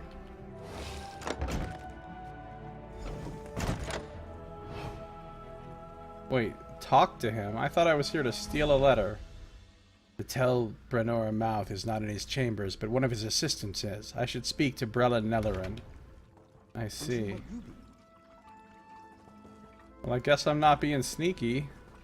I guess I'm just here to chat you up. I'm gonna see if you have anything I want to read first, though. You don't. Alright, hi. Other Dark Elf who's probably not gonna help me. Master Erevan is away on business. Has been for some time, in fact. I know a prowler when I see one. What do you want? I'm just looking around. No one just wanders into a council mouth's office looking around. I should report you. What are you really after? And do be honest, we've already wasted enough time here. I'm looking for a letter. Ah, the one about Zane Tiraris, is it? Well, I could call the guard and be about my day, but I am a Telvanni after all. We don't turn away an opportunity when it presents itself. Perhaps you could help me with a problem I've run into. Oh, for fuck's sake. What? It's a matter of literature, or lack thereof. I wrote a poem, you see, a cloying, drunken mess of a poem. The post delivered it to my darling Ethrandora just this morning. If you get it away from her, the letter is yours. What if I just start cutting pieces of you off until you give me the letter? But no, I've turned over a new leaf. I'm no longer like that. Fine. I can get this letter. Where is she? She spends most of her time in the study, here in the council hall. She's very diligent, always leaning over one book or another. And the way she licks her thumb when she turns the pages. Sorry. Okay, whoa. You'll find her in the study, yes. Why is it so important to get this poem back? Was it really that bad? The poem's terrible. Plus, if word got to my parents that I'd been courting a Wood Elf, I'd be written out of the will, repeatedly, with red ink. I'm a Wood Elf. Then there's also the possibility of blackmail. Blackmail over a poem? Is this like as bad as Buoyant Armiger's poems? Because if so, I can see the problem. Why do you think Ethrandora keeps it on her? She knows that if Master Erevan gets wind of this, he might dismiss me from his service. Clever minx. Working for a council mouth is a fine occupation, Fla. I can't risk losing it. Why'd you send her the poem in the first place? You just have to adage up the words? Oh, Nox. She's such a pretty, dainty thing. Not at all like those other scrawny Acorn elves. Hello. A half bottle of Shane to a lusty Wood heart, Elf. and you wind up with some very poor decisions. Fuck's sake. Acorn elves. Sorry, friend. We have nothing else to discuss. If you want this letter, you'll have to bring back that poem. I will fucking kill you. I can't really, though, because his name is Green. He's unkillable. Brellan, Erevan's secretary, agreed to give me the information Sun and Shadow needs if I do him a favor first. I need to retrieve a bad poem he gave to another mage, so he can avoid embarrassment.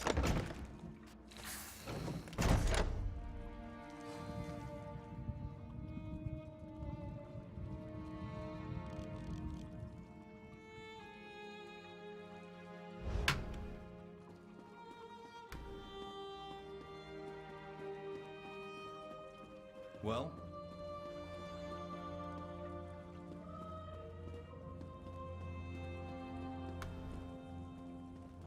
The Ode to Ethrandora.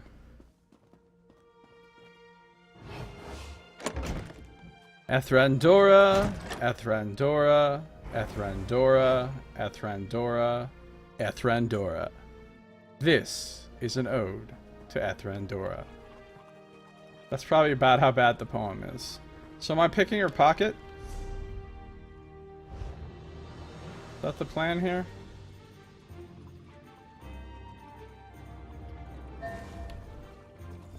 Thanks. Now we're gonna read this poem right now. That's distressing. I swore I brought that with me.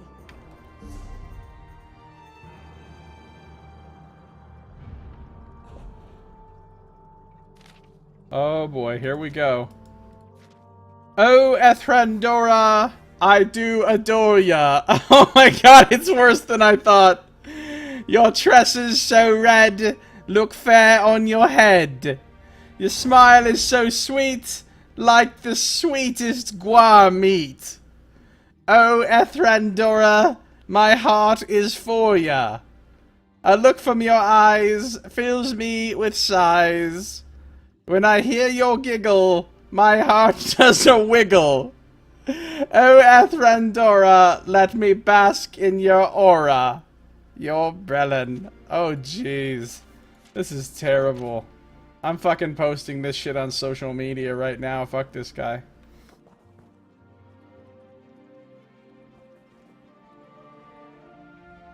Can I talk to her? No.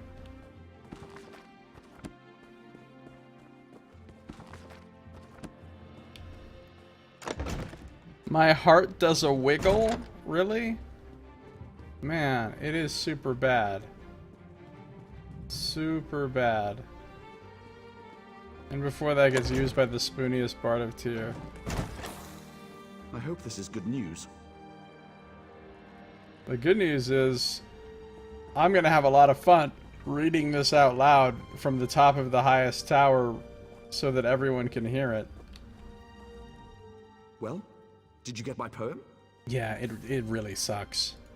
Quick, give it here! Phew, what a relief. Alright, Fla, I'm going to burn this embarrassment. I sure hope I didn't leave Master Erevan's correspondence box unlocked. That would be careless in the extreme. Farewell. Hide the ink when next you drink. Good riddance to bad writing. Yeah, fucking destroy that thing, bro.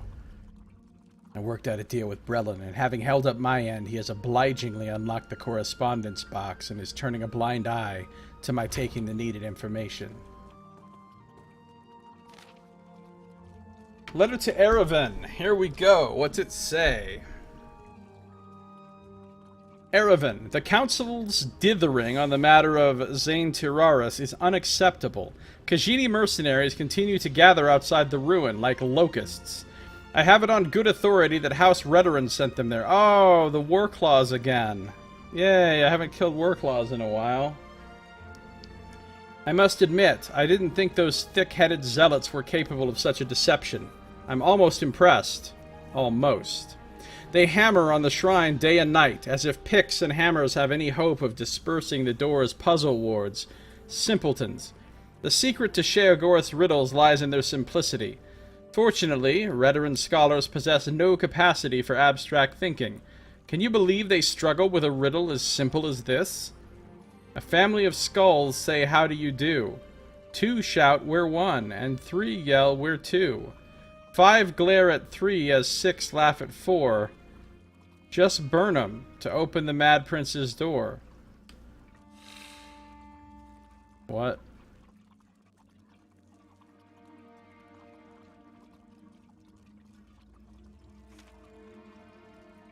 Honestly, why must the followers of Sheogorath be such children? I suppose that question answers itself. My research nears a critical stage, Erevan. I need Saint Felm's finger bone, or all will be for naught. Redouble your efforts with your fellow mouths. Zane Tiraris must belong to House Telvanni. Do not fail me. Thorana, Magister of the Great House Telvanni, Master of Tel Brenora. I found out what Magister Thorana seeks in the Daedric Shrine, Zane Tiraris. I should return to Sun and Shadow to plan our next move.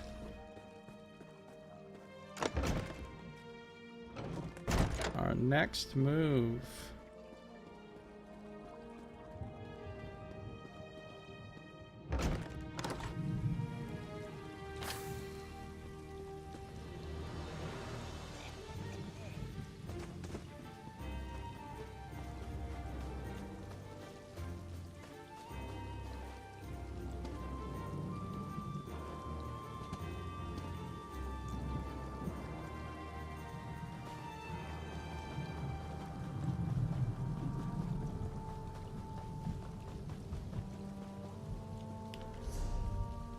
Oops, I do need to go in the big central thing.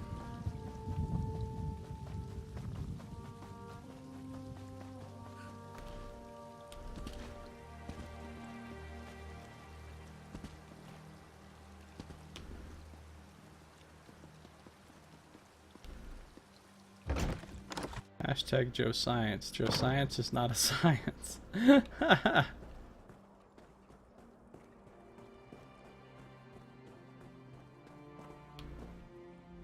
There you are. I was afraid you'd been compromised. Were you successful? Did Anthem have anything worth raiding? Thorana wants a relic hidden away in St. Terraris. May I? Ah, a saint's relic. Saint Films. Never heard of him. Says here the Redarin want it too. To squirrel away in some musty old chapel, no doubt. We need to make sure Thorana gets it before they do. Alright, how do we do that? Looks like the shrine is locked, protected by some puzzle ward. Luckily, the letter provides some hints on how to break in. Solve the puzzle, grab the relic, then make haste to tell Barana. Thorana should be there. Offer her the relic on my behalf. And do you really think she'll trade the relic for sponsorship? Somewhere between certain and apprehensive. The Telvanni respect all clever schemes and love to barter. This little intrigue will prove my worth, I know it. Then again, she could just try to take the relic by force. Yeah, but like, aren't they super racist? I mean, they are super racist, so are they really gonna elevate you being a Argonian slave? It seems unlikely to me. Alright, what then? Run? Telvanni magisters wield magics that put Julianos to shame. Of course, you're quite the hero in your own right. Hopefully it doesn't come to that. Do be careful in St. Terraris. The mad god put his fingerprints all over that place. We've got a lot of writing on you. Okay.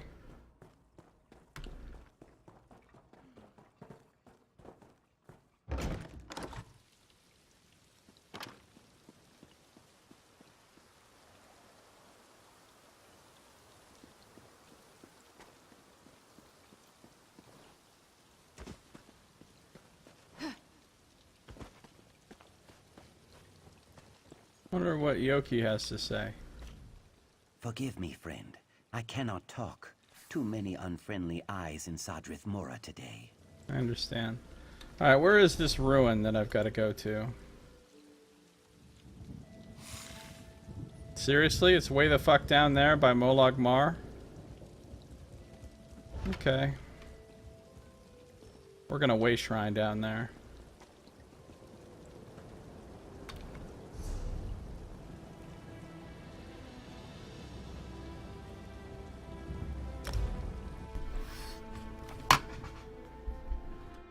The spooniest bard of Tyr.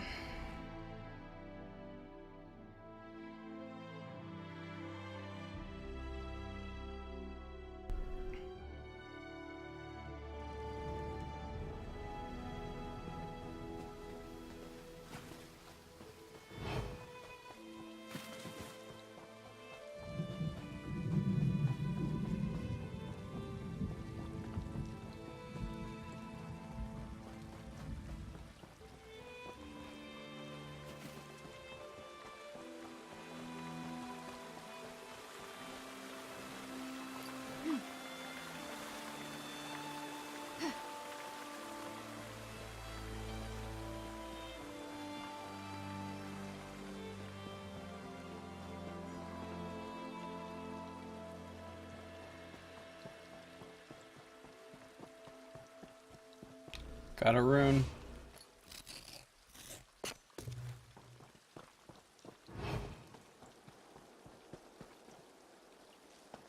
I think I'm going to be killing some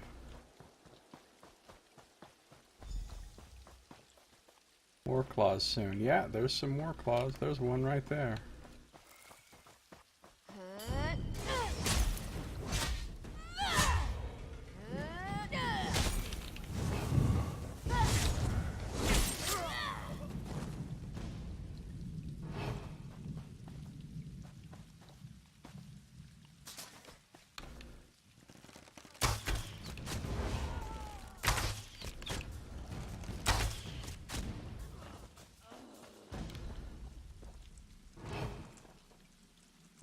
like war claws. I like killing them.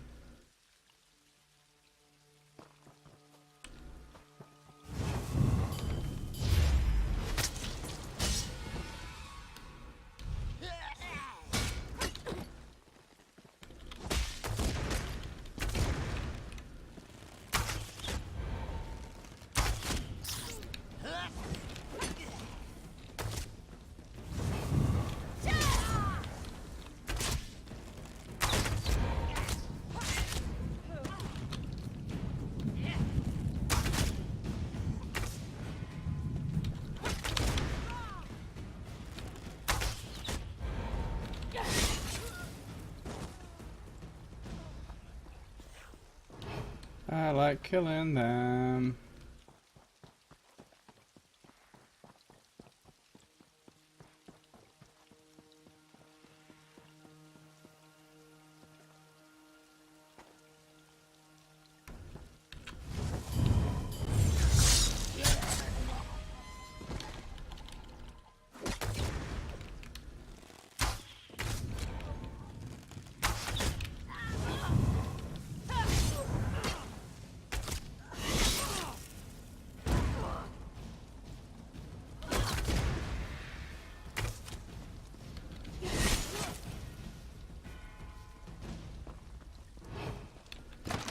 Oh yeah, an Orichalcurious.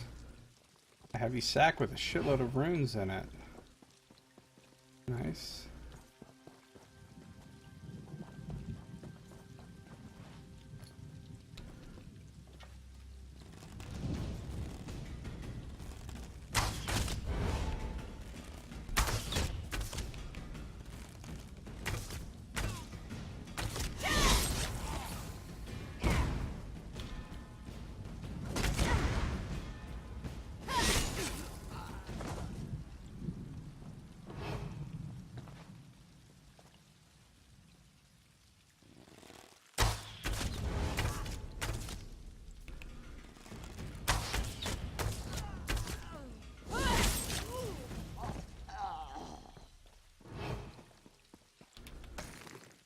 I like killing them. Alright, I think I've killed a few war claws. That's good. Let's go ahead and find our way into this place now.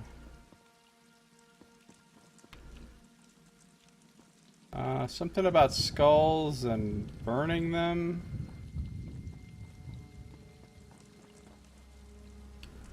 Find a way to unlock it. Ah, oh. Here we go. Uh-oh. I've tried lighting them all. I've tried lighting none. What's left? The Mad Prince says numbers. Numbers are for tossers. Give me eyes any day. Or jesters. Or jesters with no eyes. Which reminds me, kill all the jesters. I need their bones. Bones. Bones, bones, bones. Skulls are bones, right? A family of skulls say, how do you do? 2 shout, we're 1. And 3 yell, we're 2. 5 glare at 3 as 6 laugh at 4. Just burn them to open the Mad Prince's door. I've tried burning them. I tried burning me. It hurts. I shouldn't do that anymore. But I have a skull, haven't I? Maybe just once more. A little bonfire. Then click goes the latch. I'm coming, my lord. Set a place for me at the cheese plate. The cheese plate. Alright. Maybe I go...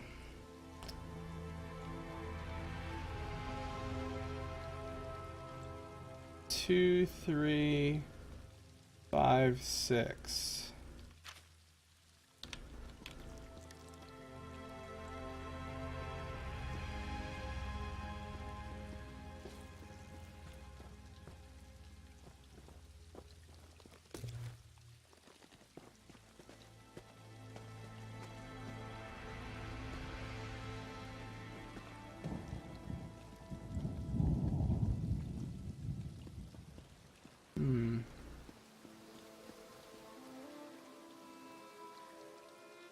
But there's only 8.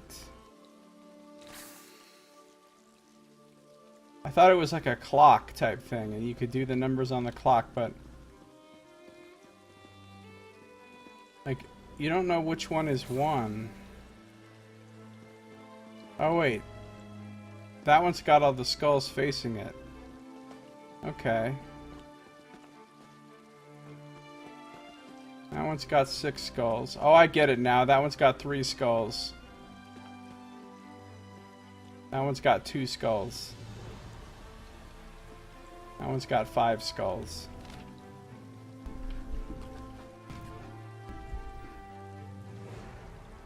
So we do 2, 3, 5, 6. So we start with this one.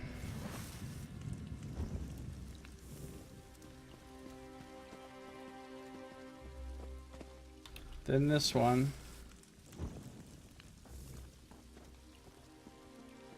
Then this one. Then this one.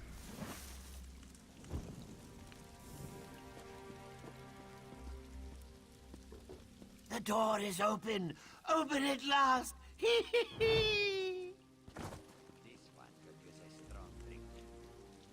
Yep, the door is open.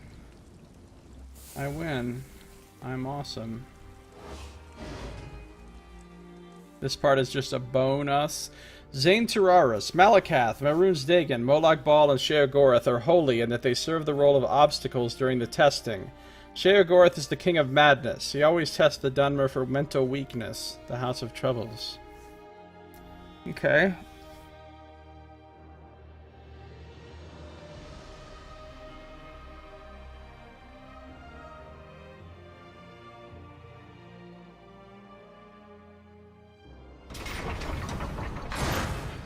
Find a way to access the central chamber. I gained access to Zane Tiraris' shrine. I need a way into the shrine's central chamber. The relic is most likely there. Uh-oh, I see a glowing book. Please no. Okay, it's not a sermon. Shrine Scavenging Journal. Up until this shrine, our scavenging trip has been pretty easy. Traveling with Walusa has been fun. I never realized Argonians had such a sense of humor, and she's damn good with her twin daggers. I can't believe that a simple slip has botched up this venture so badly. My ankle looks like a bloated netch. Stupid of me for dancing around on the ledge above after Walusa got the door unlocked. She's a good friend, though. She sat me here with a potion and some brandy while she went to find the key to open this main gate. Our research says the crazy followers of the Mad God had another worship room in the back. Key is probably there. She should be back soon. I hope so. I didn't want to tell her the wound started bleeding again in spite of our wrapping it tightly. I'm tired. Very tired. And as you can see, the person died. Unfortunately.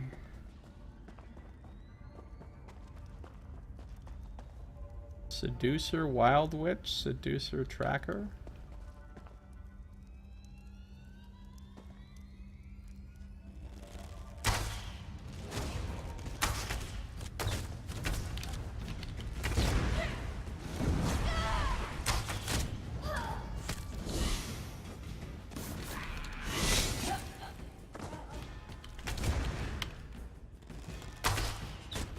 Oh god, there's a hunger back there.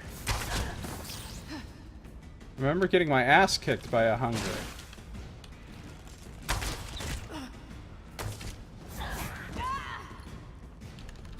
Come on.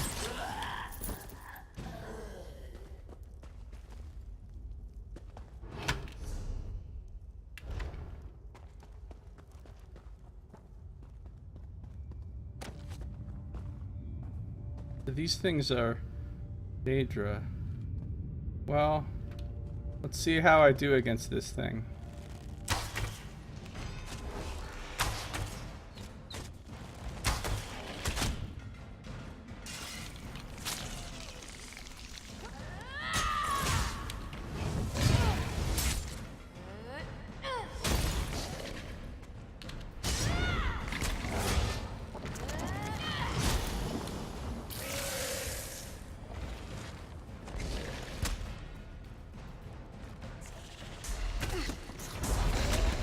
Okay, this thing's an ass-whooping machine. No, stop doing that to me! Oh my god, that does so much damage! I'm pressing the buttons to interrupt and nothing's happening.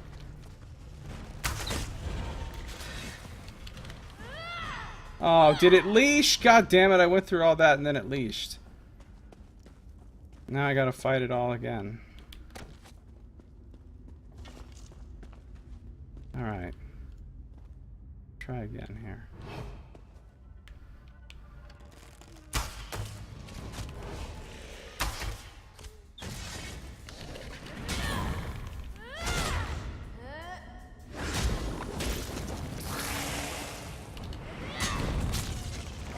Interrupt! Interrupt!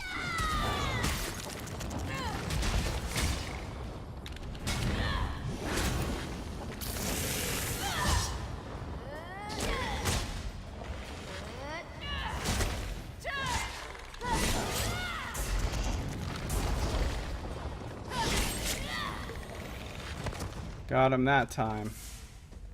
Oh shit, not these fuckers again. Those hungers are pretty tough enemies, actually, compared to a lot of enemies of their, like, kind of health level or whatever. Daedric Shrines. Seducer Brute.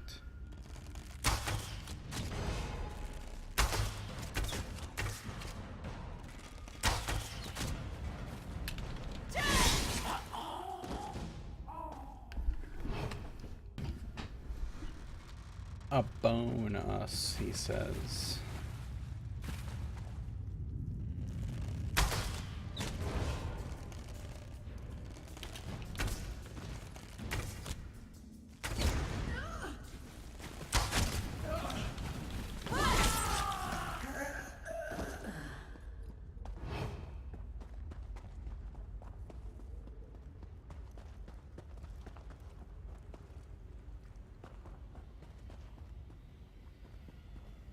Chamber, can't open that right now.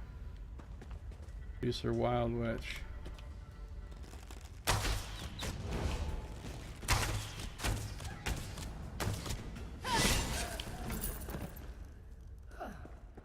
Alright, let's come back here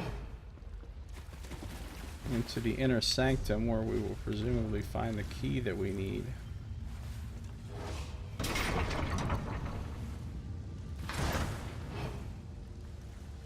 Oh, good. Oh, shit. That looks like... Oh, my God. Look at that thing.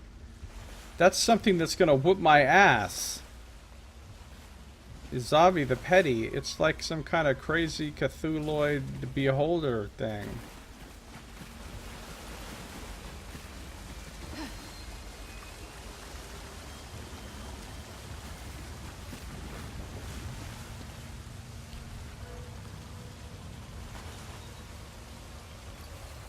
Still gotta fight it though.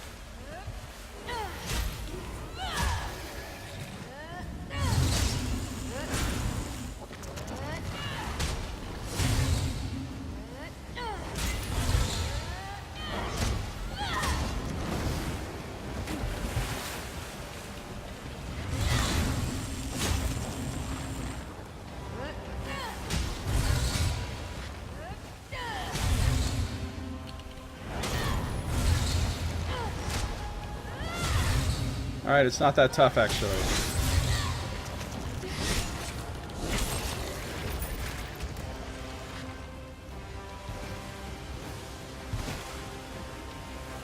It didn't really do a whole lot to me. Maybe I was just making my saving throws a lot. It looks a lot like that Malagrum thing. Oh, good call, Nox. It did look a lot like a Malagrum.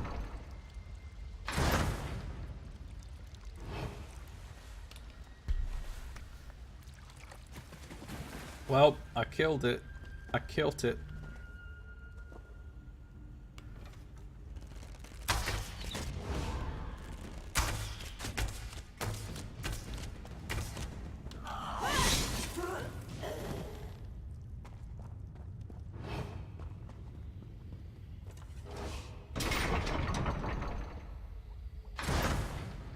Fingerbone of St. Falms.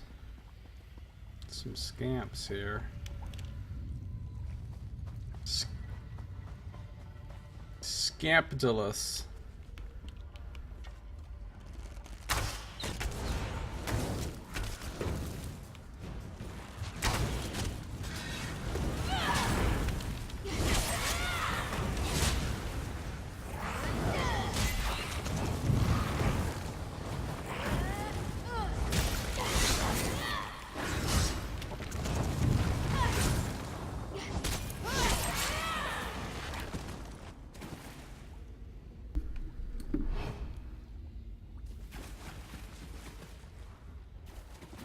I like killing Daedra.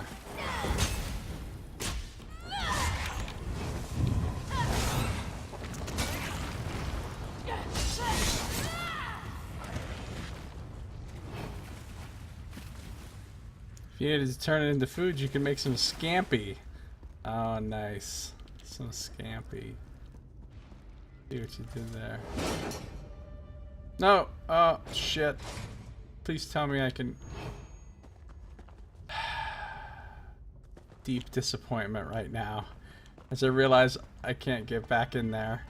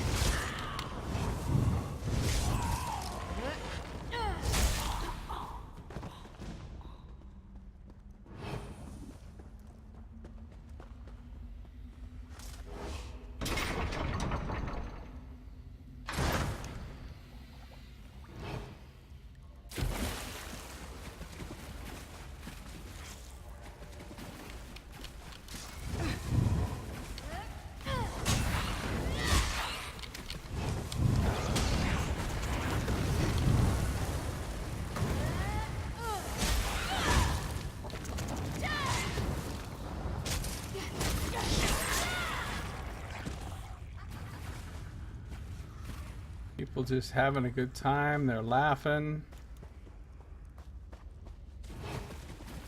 They're like, damn, it's good to be a Daedra.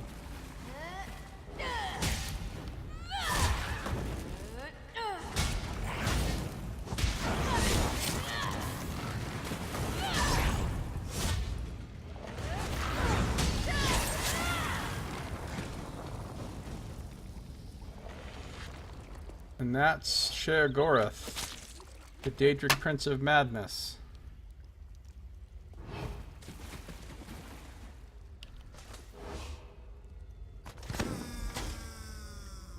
Ha!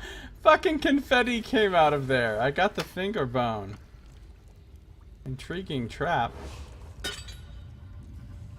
What's so intriguing about it? I retrieved St. Felm's fingerbone from Zane Tiraris. I should take it to Magister Thorana at Tel Brenora.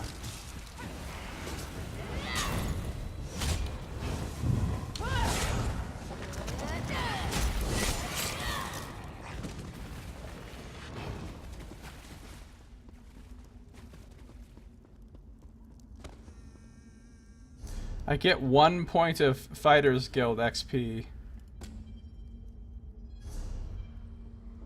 for every Daedra I kill.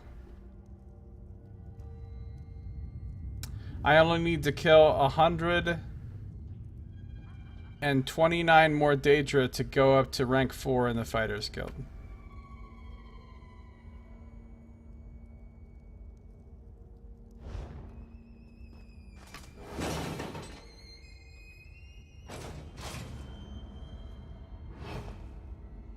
Peter Klops is here. What up, scamps?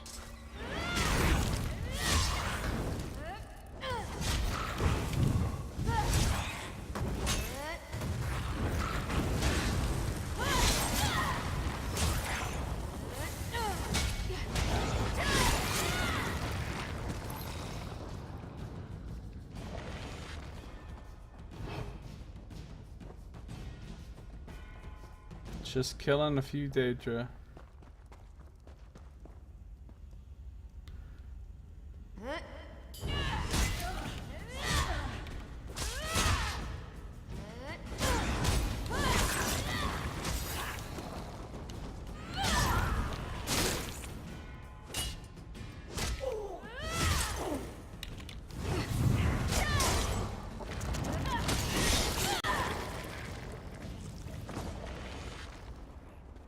Cool.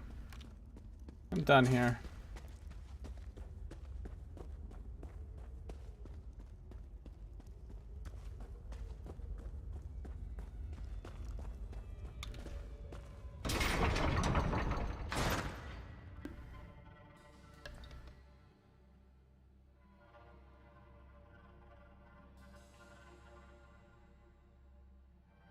Nernhound.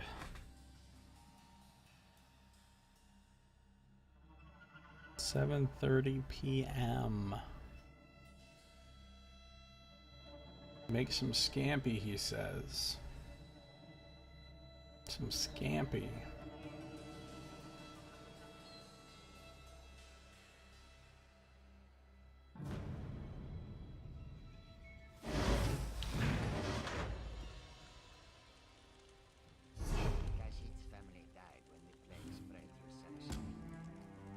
Magister Thurana at Tel Brenora. Now, where is Tel Brenora? Apparently, it's down there.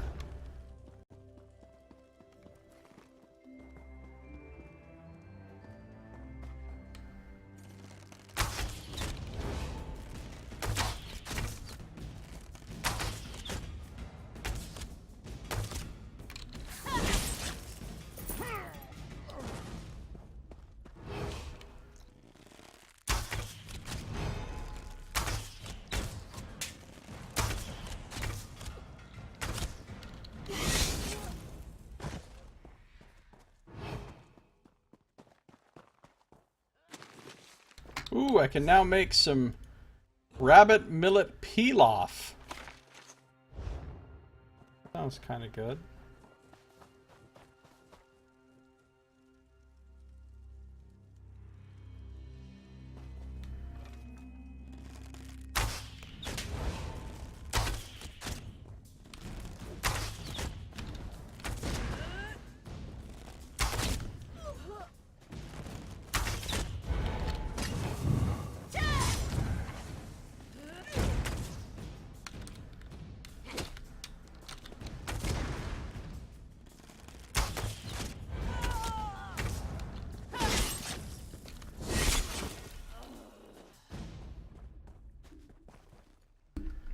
Some military rations.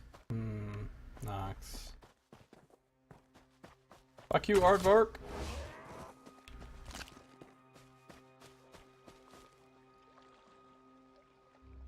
Military rations. You got jokes.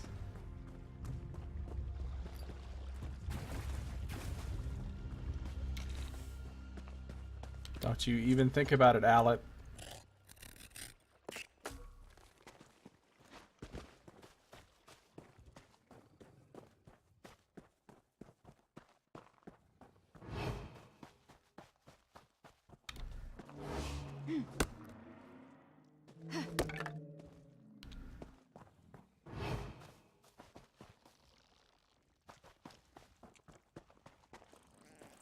Full netch. Computer.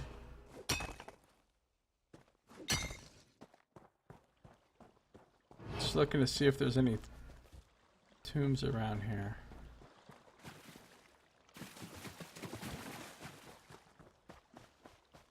Oh, what's this place? It's nothing apparently.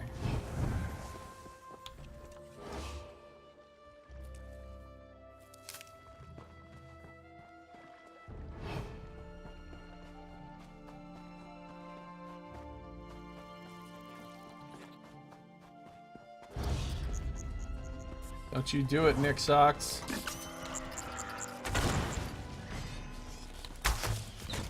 You didn't have to go down this way. Ow. Ow.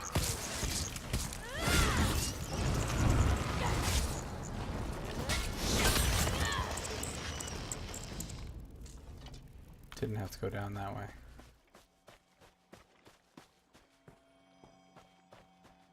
Shut the fuck up, Root.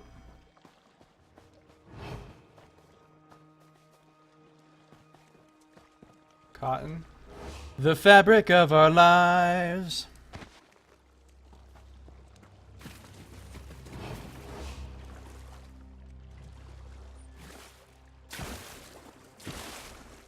Oh, for the love of God. Just pull yourself up on there, for fuck's sake.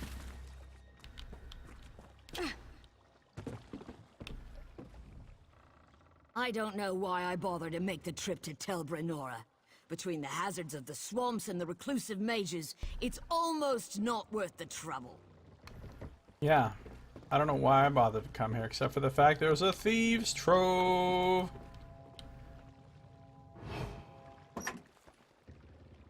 Containing a bunch of stuff.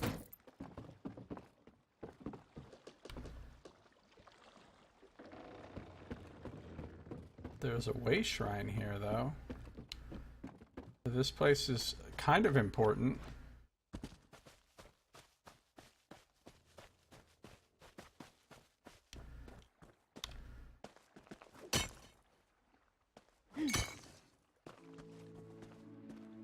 As far as remote locations go, Tel Brenora outshrines much of the competition.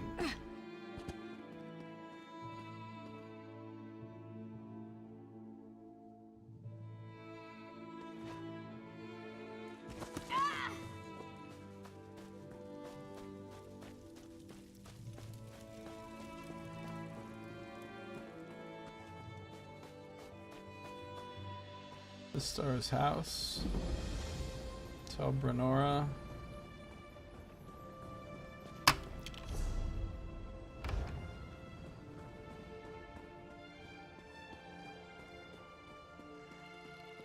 Dalen's house.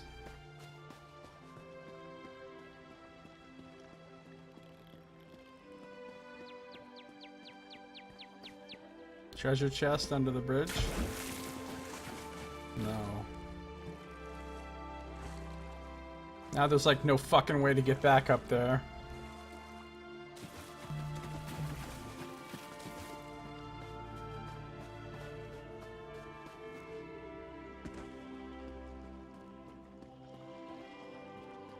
What up, house guard? Another one of these dumb Telvanni. Talk to Thorana about Sun and Shadow. I will. Can't you see I'm busy? You best not give me lip. Oh no! Wait, third. What? Sermon 37? You mean there's more than 36 lessons? That's typical Vivek nonsense right there. Of course there's fucking 36 lessons. Of course there is.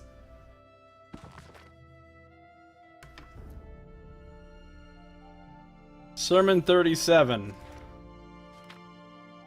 You have discovered the 37th sermon of Vivek, which is a bending of the light, long past the chronicles of the Hortator who wore inconstant faces and ruled however they would until apocalypse. What's up, Boss Pie? How you doing?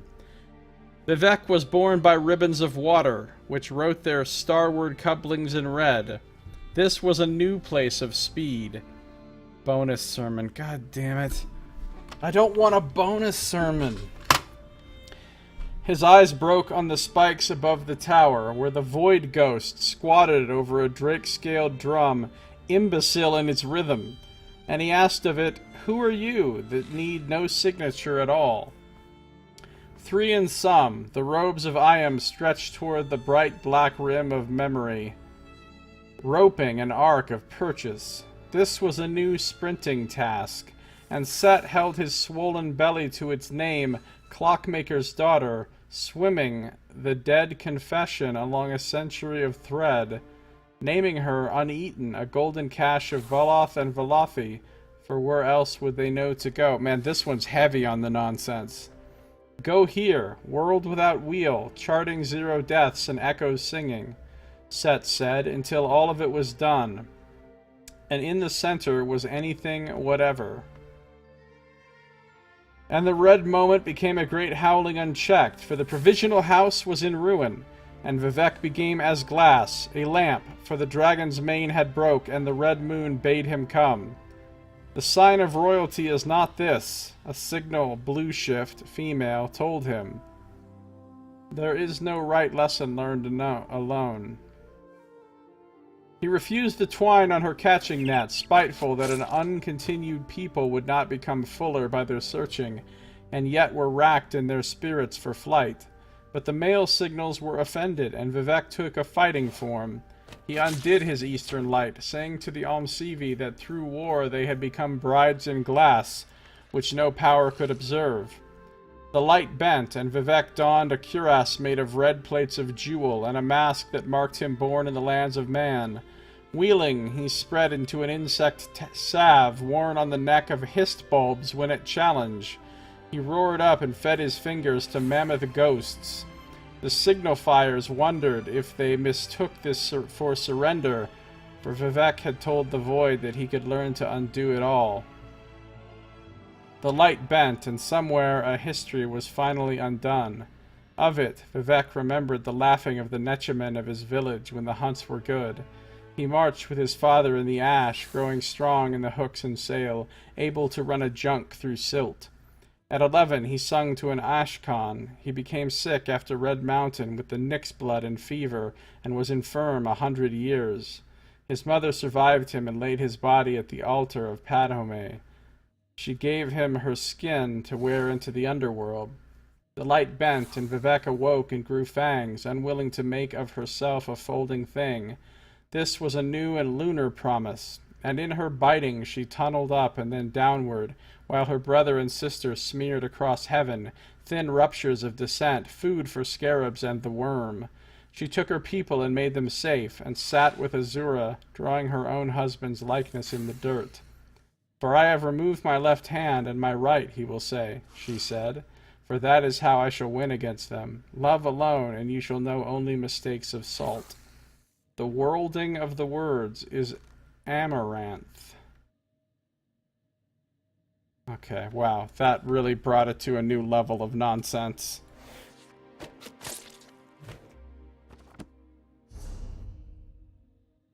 There'd better not be a damn 38.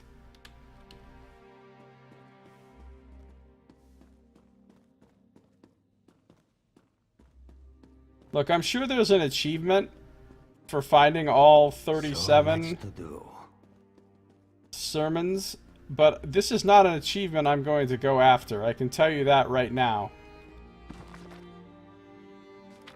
This is not an achievement I'm going to be trying for. Adept Glistel. Magister Thorana really doesn't like to be bothered. Unless you have legitimate business with her, I suggest you leave. Can you tell me about her? Oh, my. Well, she's very mysterious. Unusual, perhaps, but bold. She's going to do great things with her life. I just know it. You don't want to fail her, however. She doesn't abide mistakes. That's why I do my best not to disappoint her. Alright, good to know.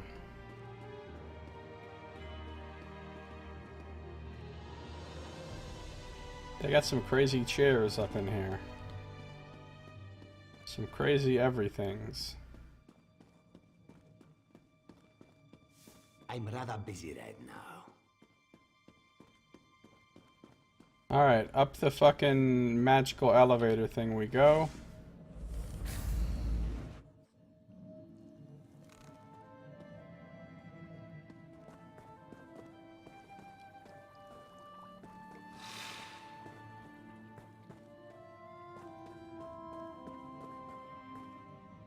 No, I want the joy in quotes, of discovery.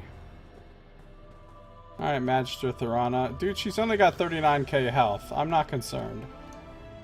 No, excellent. Another clumsy adventurer bumbles into my home. I really must put a hex on that lift. Have you come to rob me? That would go very poorly for you. My name is Ashes in the Wind. I'm here for Sun and Shadow, an Argonian in Sadrith Mora. Sun in Shadow. Oh yes, I know the lizard. An enterprising young mage, if memory serves. Don't look so surprised. Her magical abilities are the worst kept secret in Sadrith Mora. What does she want? I hope you bring more than boring salutations. I have the finger bone of St. Felms. I got it from St. Tararis. Do you now? Well, she's a clever one, isn't she? Even convinced you to do the work for her. Impressive. So, what does our scaled friend want in exchange for this relic? No. Give me a moment. I'm keen to guess. She wants her freedom, right? Yes, and she wants you to endorse her freedom and sponsor her as a hireling of House Telvanni. Oh, good. I was afraid she'd do something boring with her freedom, like run off into the marsh to worship trees or some such. Sun and Shadow shall have my endorsement. I'll give you a writ. Deliver it to my mouth, Erevan. He'll know what to do. Very well. That went easier than I was expecting. She's just like, yeah, sure, why not? I need to convince Magister, but I just did that.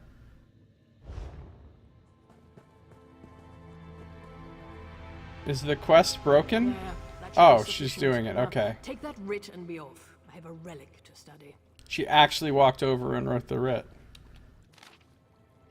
Magister's writ to the council and esteemed members of Great House Telvanni. I, Magister Thorana of Tel Brenora, do hereby request and support the elevation of the slave Argonian, Sun and Shadow, to rank within our house. She should be lifted from the slave caste and established as a ranked hireling as soon as possible. Sun and Shadow has shown great initiative and a capacity for careful planning. Her actions, both direct and indirect, led to the acquisition of a valuable relic, an item vital to my research.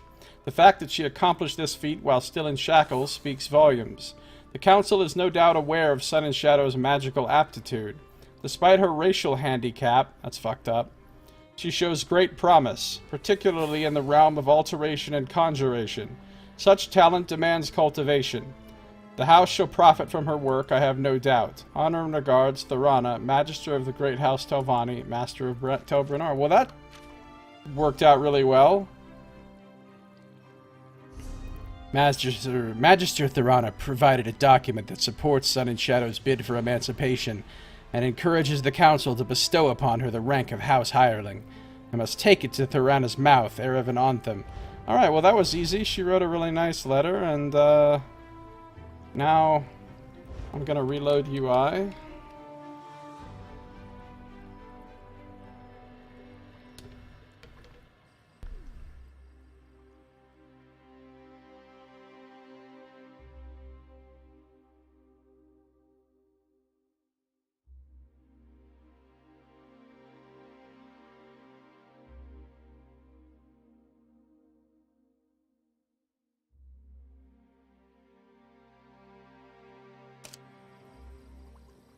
Okay, we're done here. Honestly, what does a mer have to do to get some peace around here? What do you want now? I have some questions. Oh, by all means, ask away. I live in a foreboding and nearly inaccessible tower because I adore conversation. Why didn't you just go to St. Tararis yourself? I'm a magister, not some thick-heeled errand girl. Besides, Xantararis lies in Redrun territory. Provoking another great house disrupts the natural order of things. I can't abide disruptions. Better to let expendable peasants do it for me. I see. Apparently I'm an expendable peasant. And what are you going to do with the relic? Oh, I'm so glad you asked. I love sharing the private details of my research with total strangers. That was sarcasm in case you missed it. My experiments are sensitive, complex, and none of your business. Sun and Shadow said you were new to your rank. I have only recently become a magister, it's true, but don't think me some suckling babe. I should have been promoted ages ago, but that antediluvian hag, Dratha, kept finding reasons to delay it. With any luck, she'll die soon. So why do you live way out here? Peace. Quiet, some small measure of privacy. Alas, thick-headed adventurers insist on dropping by for long, boring chats.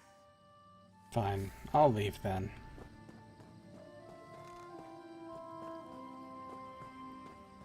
But you're only hurting yourself with this self-isolation, you know.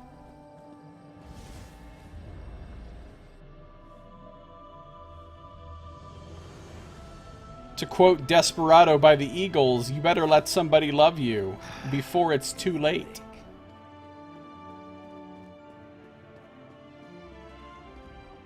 Magister Therona doesn't entertain much. She lives way out here because she prefers solitude. I hope you take the hint. Yeah, I got it. I got it. Fine.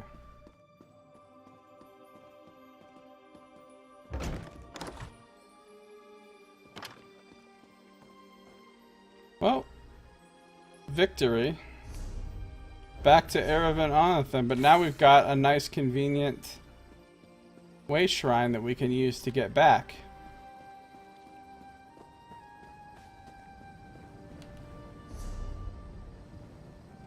All the way back to Tel Mora.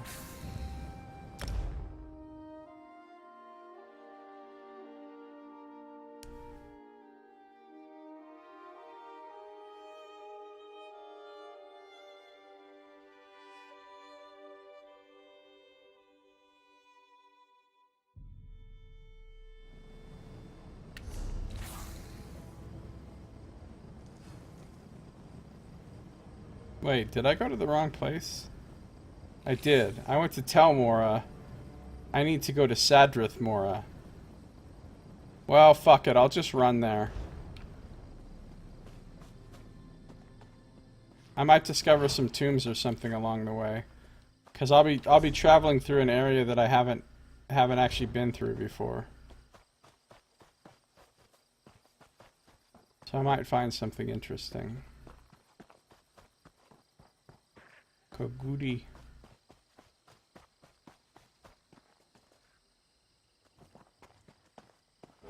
I found a heavy sack with a bunch of runes in it. That's pretty good.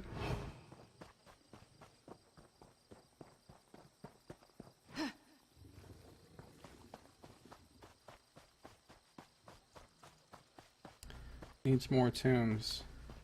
You are so right. I do need more tombs.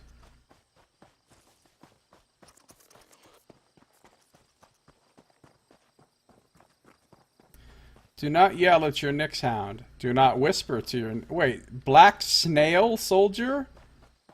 There's a gang calling themselves the Black Snails? That's not a good name. Why would you... Why would you pick Black Snail? It's terrible. There's some iron ore.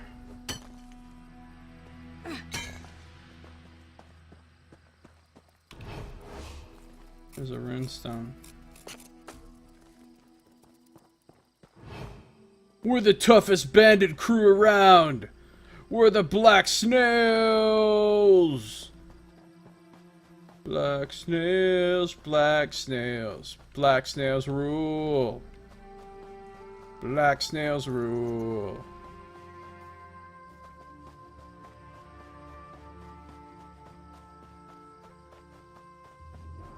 Black snails fucking rule.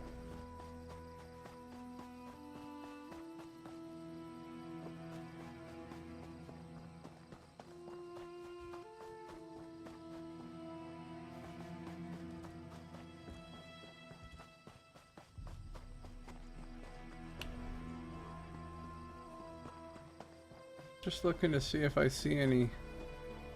Oh, another. Damn it! A fake tomb. Another fake tomb. Why? Why you do this to me?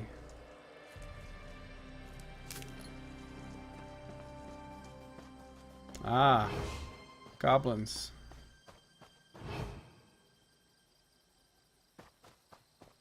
There's Og.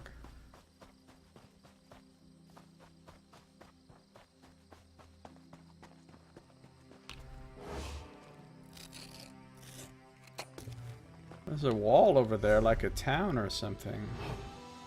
Pulk. I went into Pulk. There was bandits in there. Oh! A quest. Stromgruff the Steady. He does look very steady, considering he's just frozen in place. Well, this quest is kind of out in the middle of fucking nowhere.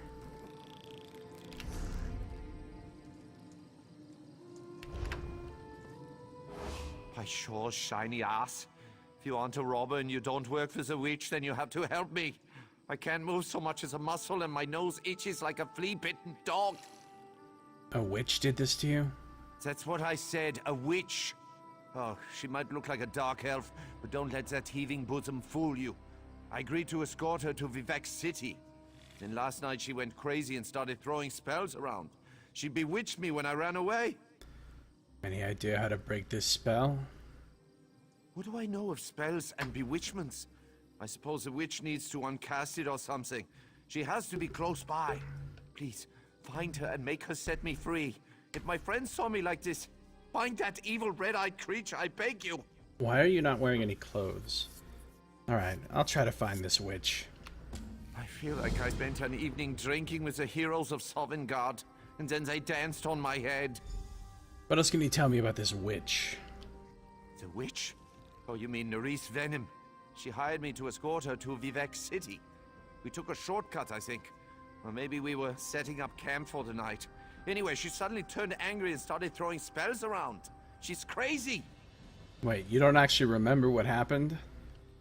It was nighttime. I was tired, and I think she threw something at me. Hit me in the head. A bottle? She threw a bottle at me, I think.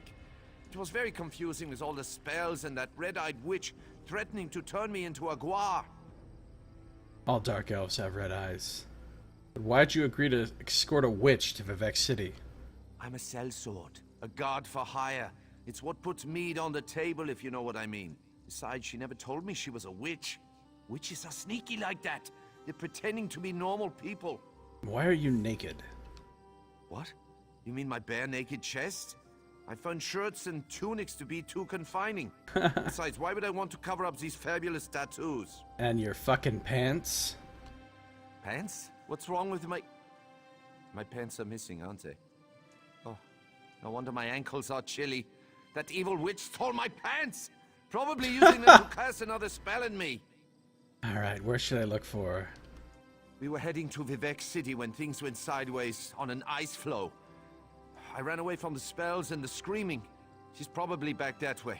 Just follow the trail of bottles she tossed at me. But be careful. They can do some serious damage. Alright. Well, this is ridiculous. I feel like I spent an evening... This is not a mission for the Scarlet Judge. A naked Nord stands frozen in place in the wilds of Vardenfell. He claims a dark elf witch cast a spell on him, and only she can remove it. He asked me to find her and get her to set him free. I should look for Stromgruf's witch. He thinks she's probably somewhere back the way he came. He suggested I might be able to follow the trail of bottles she threw at him as he fled. Yeah, I'll follow the trail of bottles. Exactly this direction.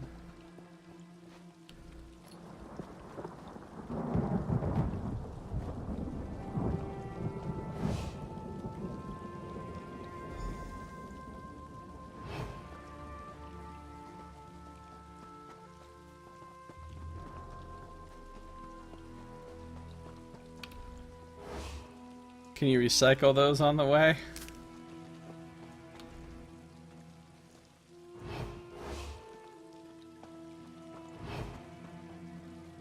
This is a ridiculous quest.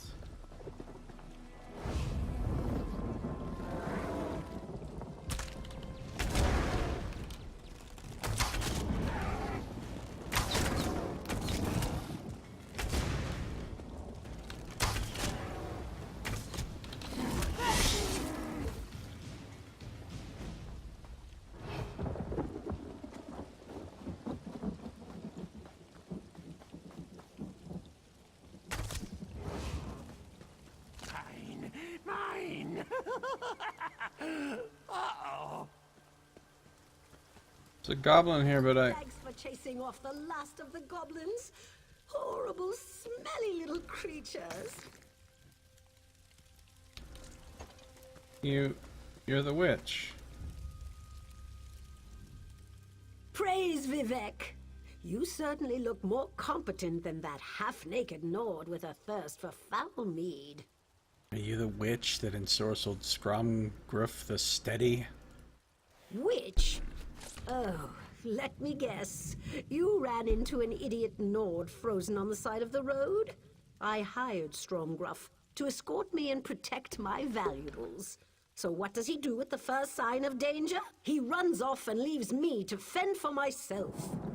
Well, he says he fled for his life when you were yelling and casting spells like a maniac. What was I supposed to do? The goblins attacked while I was setting up camp.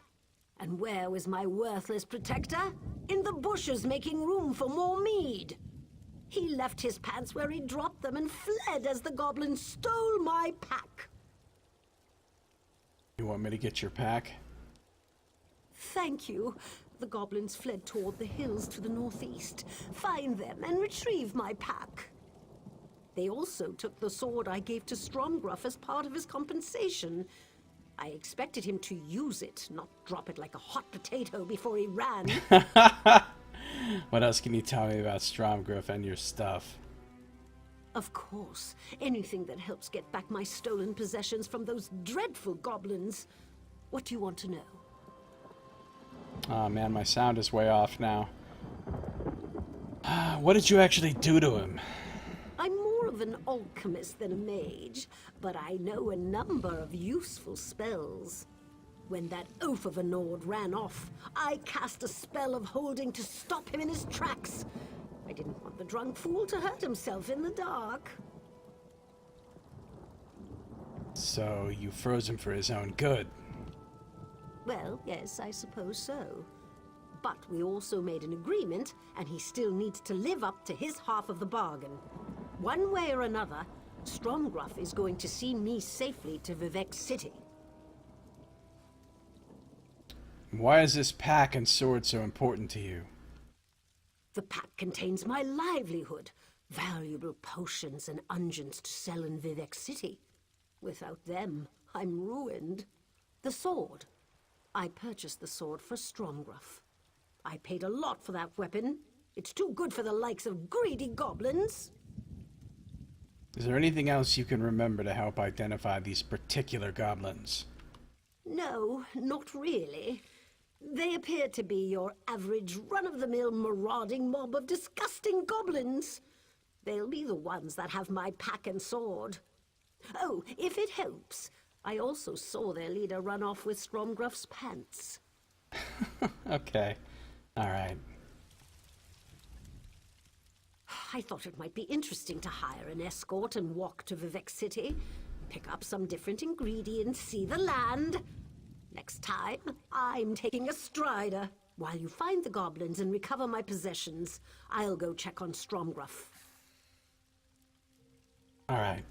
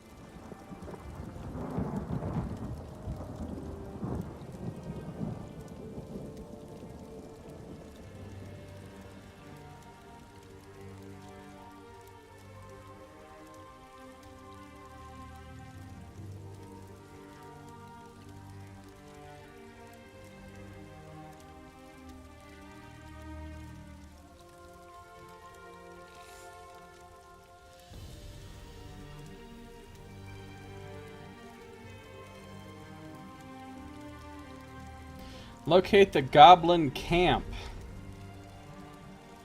Apparently, the goblin camp is over there.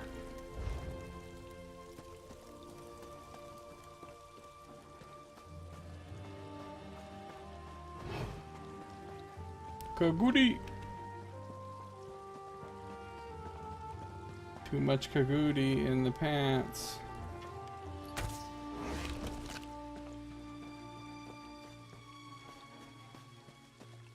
If there's ever an achievement for killing a whole bunch of aardvarks, I hope to get that one.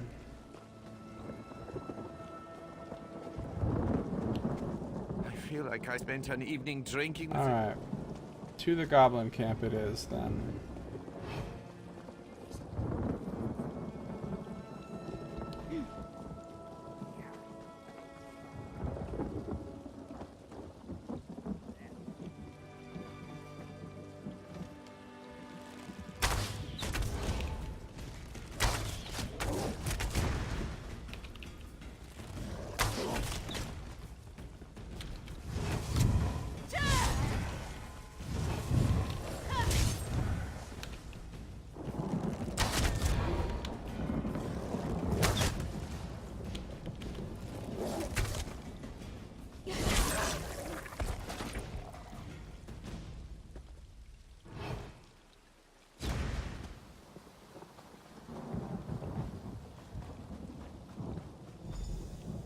I see a fucking tomb over there. Probably a fake one though.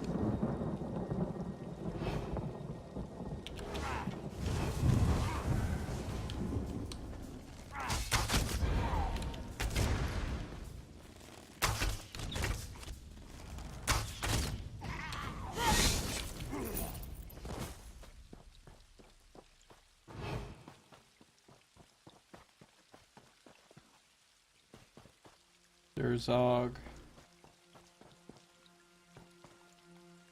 Ooh, Ruinfang the Wicked.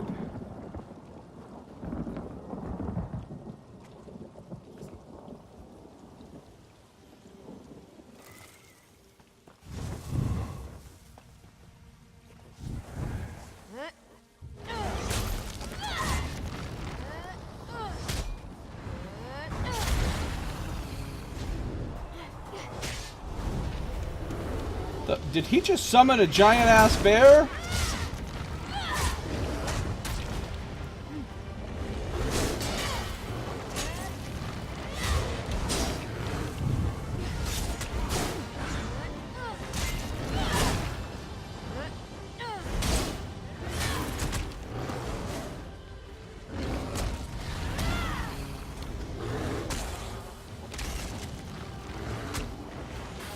Critical rush. Critical rush.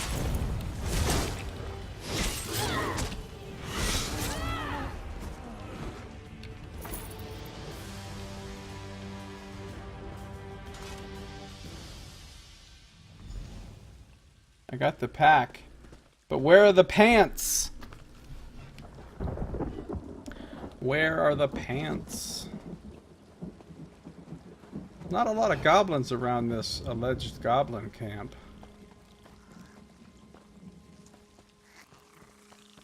Ooh, I found a treasure chest. Master chest, too. This one's gonna be tough. You don't get a lot of time on a master chest. Okay, I got it. A purple greatsword. Hold the boat.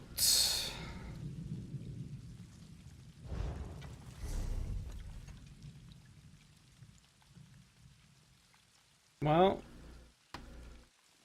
Oh, and it even has life drain on it.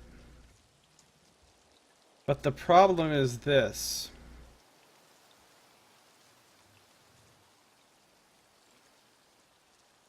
As nice as this sword is,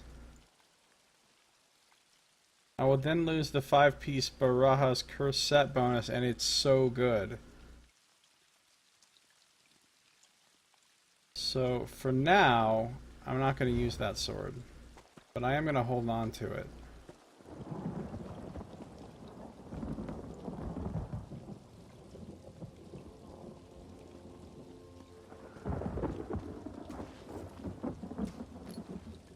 Ooh.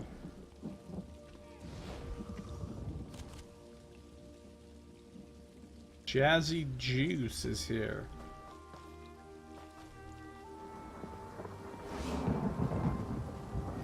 Fine Elven Sword. Talk to Stromgriff. Well, I don't think I found his pants.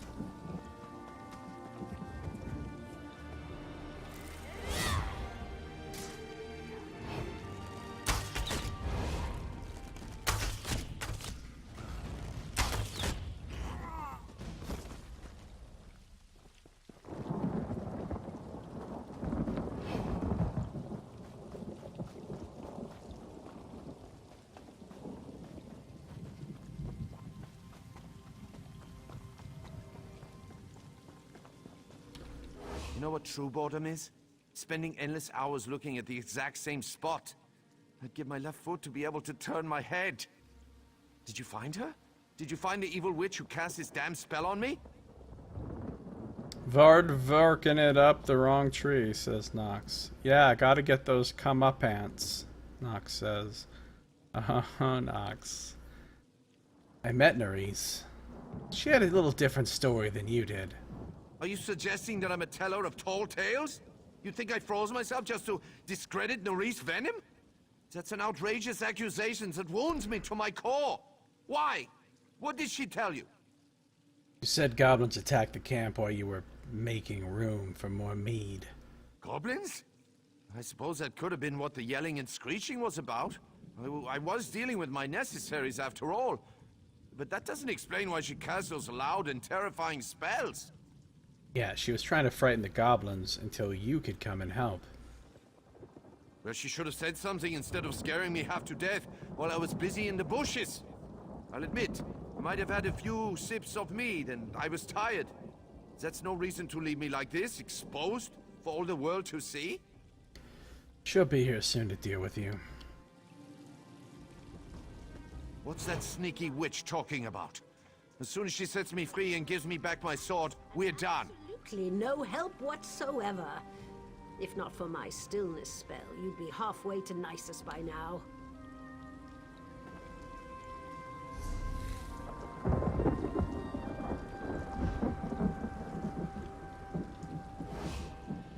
My hapless protector aside, were you able to find the goblins? Did you recover my pack and the sword? Yeah, I got him. How wonderful! I despaired ever seeing either of these again. You'd be surprised how much the people of Vivec City will spend on my upscale unguents. Thank you. I suppose I should do something about my dubious escort now. Yeah, you gotta remove the spell. I still need this fetcher's help to get my goods to the market. He isn't very good at protecting his charges, but I believe he's strong enough to carry a pack. I just have to make sure that he honors his agreement this time. How are you gonna get him to complete the job? No need to fear on that account. What? I have just the spell to assure Stromgruff's total cooperation for the rest of the trip to Vivec City. My clients need their potions after all. Thank you again for your assistance. I really do appreciate good help. I get his pants? I get his pants? His Nord pants?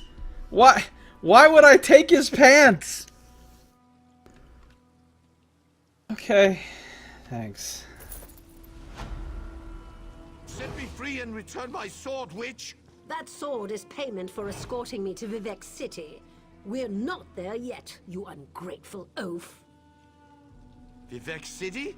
I don't want anything more to do with you and your witchy ways. I'll set you free, but you will live up to our agreement. And you'll do so sober. No more meat for you until we reach Vivec City. Stop that, Diane! She turned him into a guar. He got inguared. Well, now he'll complete the quest guaranteed. If you're a good little guar, I'll remove the spell when we get to Vivec City. Maybe even buy you a new pair of pants. Guaranteed success. That's why he doesn't need the pants anymore. Because he's a guar. He's singing, being a guar, being a guar. Being a guar, yeah, I'm being a guar.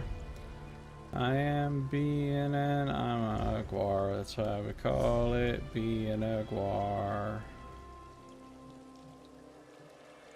Alright, let's continue working our way to Sadrith Mora.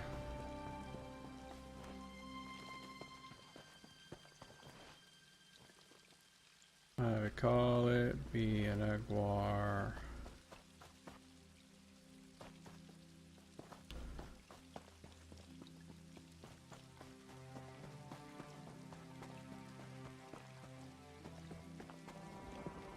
Namira's rot.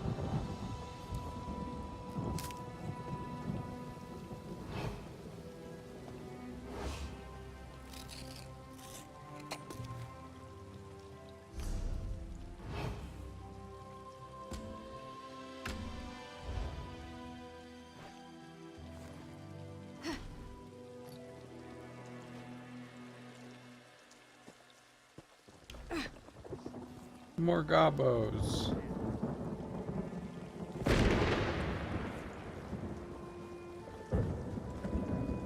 Ah, lore book. Sanctioned murder. It's about the Morag Tong. Well, we're definitely gonna read that. But let's hold off just a second before we do.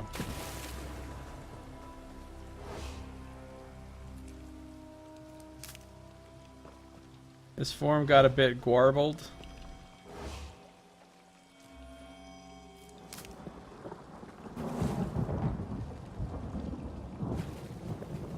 He is now embarking on a new journey.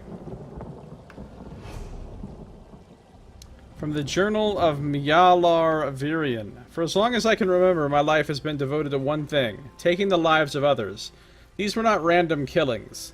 Only those who fell afoul of the law, who wronged the houses of Morrowind, or who desecrated the sacred teachings of the tribunal were fair game. Their lives were mine to take, given to me, you might say, because they deserved to die, and I was very good at killing. My victims were mostly unaware that I was coming for them. Some knew they had wronged others, murdered an innocent, stole from the houses, even bedded another's lover, but they would always claim that they had done nothing wrong. That I was mistaken, that I had the wrong man or woman. With a blade at a throat, however, it's amazing how honestly and completely one makes a confession. One after another, I ended them, a swift slice across the throat. The shadow flesh parted, the thin veins severed cleanly. They would try to scream, but they would only choke on the crimson gore that filled their lungs. I delighted in death. It filled me with a pleasure I could find in no other activity.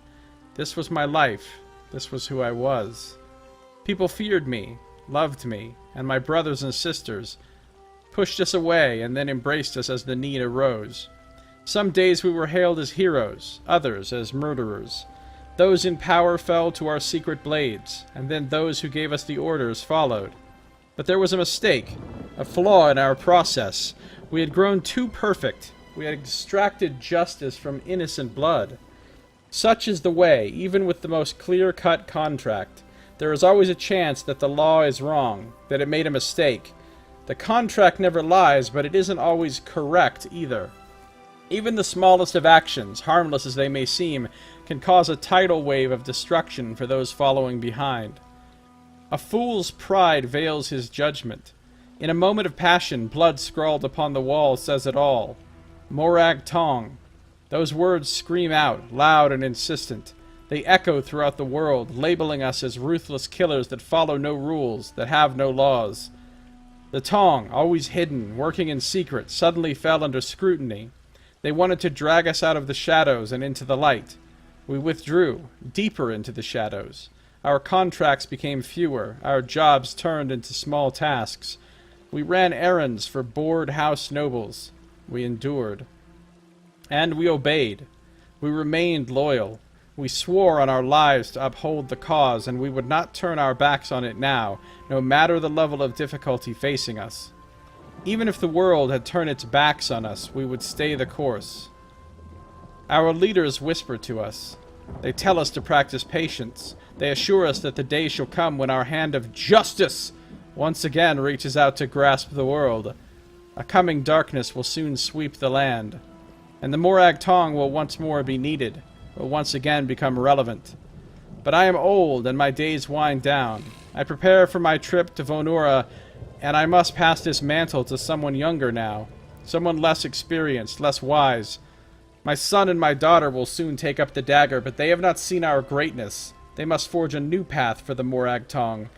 The darkness of war comes, and no one shall be spared from its wrath. The Morag Tong must put aside the wrongs it has endured. We must be ready. Yeah, the Morag Tong seem pretty cool.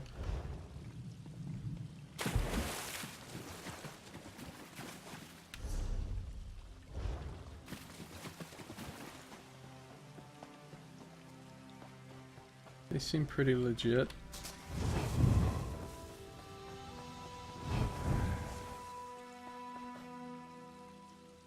Still don't see no tombs over here.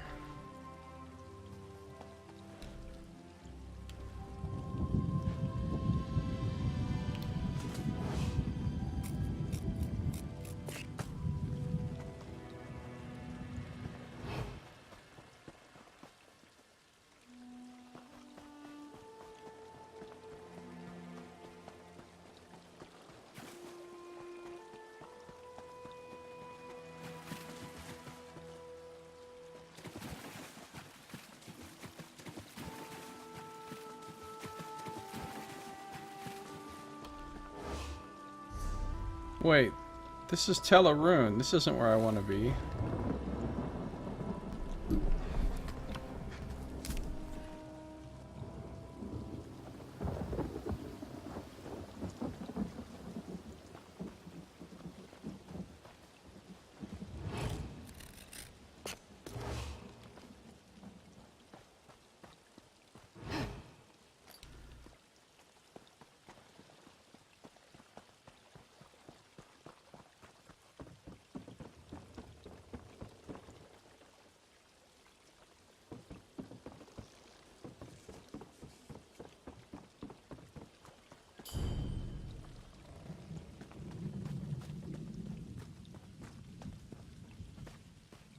I don't see a quest thing for a... I don't see a marker for a quest here, but because there's a black town icon, because it's black, that means there must be a quest to do here. Too much to do in too little time.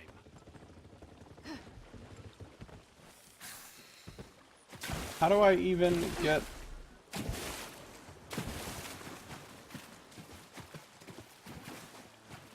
His form got a bit garbled.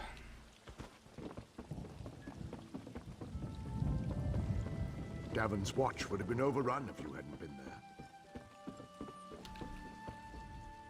I hope the Magister appreciates all I do for him. It's not easy getting all these goods through his front door. What is this place? Tel Arum. Well, it's the big tower over there where Magister Gothrin lives. And I'm sure this will surprise you, but he's not too keen on outlanders. I'd stay out of his way if I were you.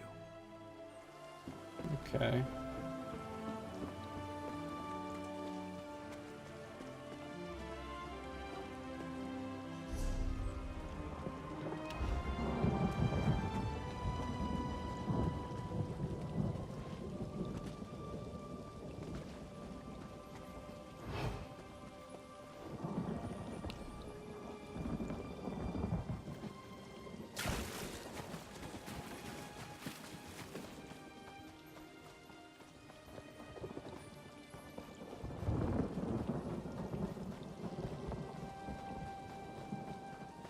Don't see much of interest on this little island.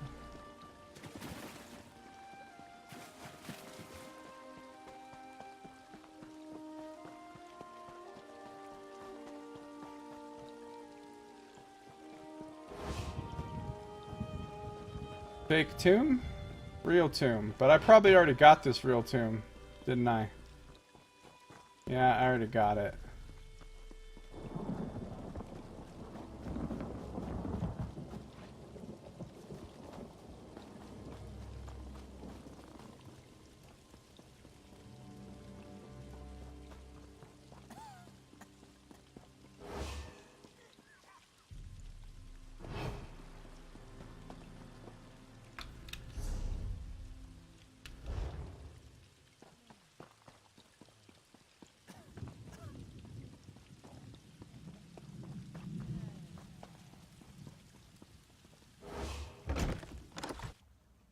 Form got a bit garbled.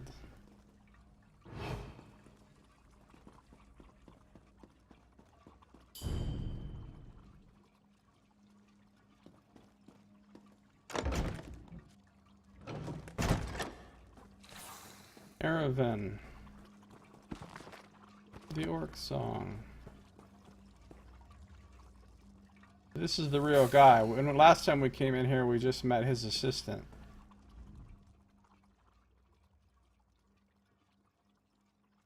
Do you need something? I'm rather busy at the moment. Holy shit, my sound is so off.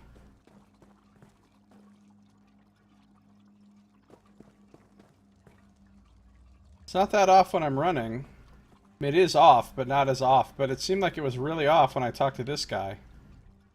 Do you need something? I'm rather busy at the moment. Okay, that's better. I have a writ for Magister Thorana. Oh? Let me see that. Submit to council. Argonian slave freed. Services to House Telvanni. Well, well. I've always known Sun in Shadow to be ambitious, but this is quite the master stroke. I shall take this to the council and send for her. Excellent. Feel free to wait in the council chamber. We will rule on this matter soon. One other thing.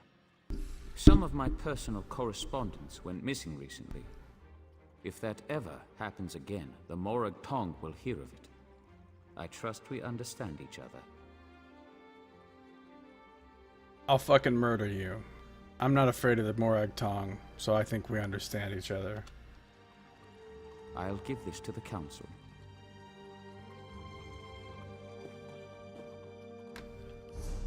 Erevan will have Sun and Shadow called before the council. I can go up to the council hall to witness her change in status. Yay, good for Sun and Shadow.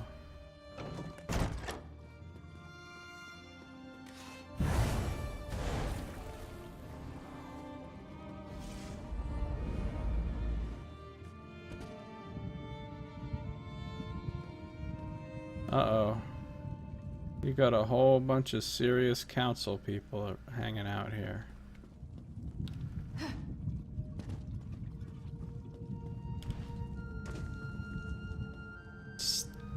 Hey, I'm here to steal some shit while the council is in session.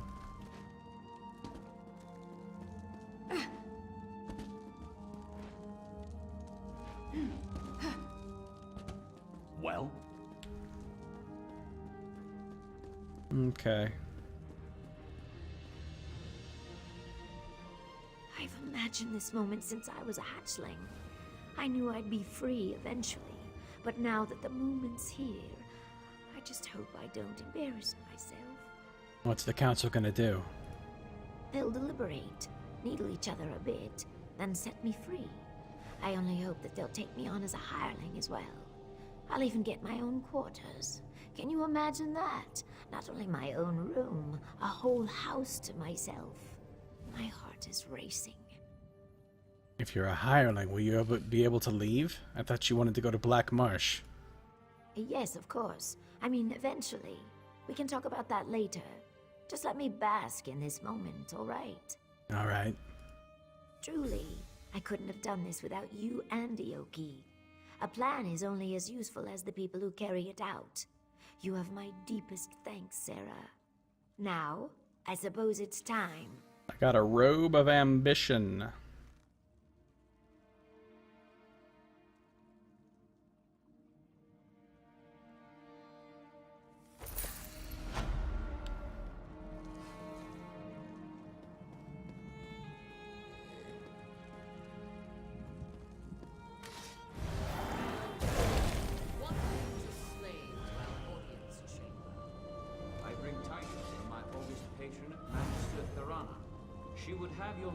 Know that this slave, Sun in Shadow, has earned her favor.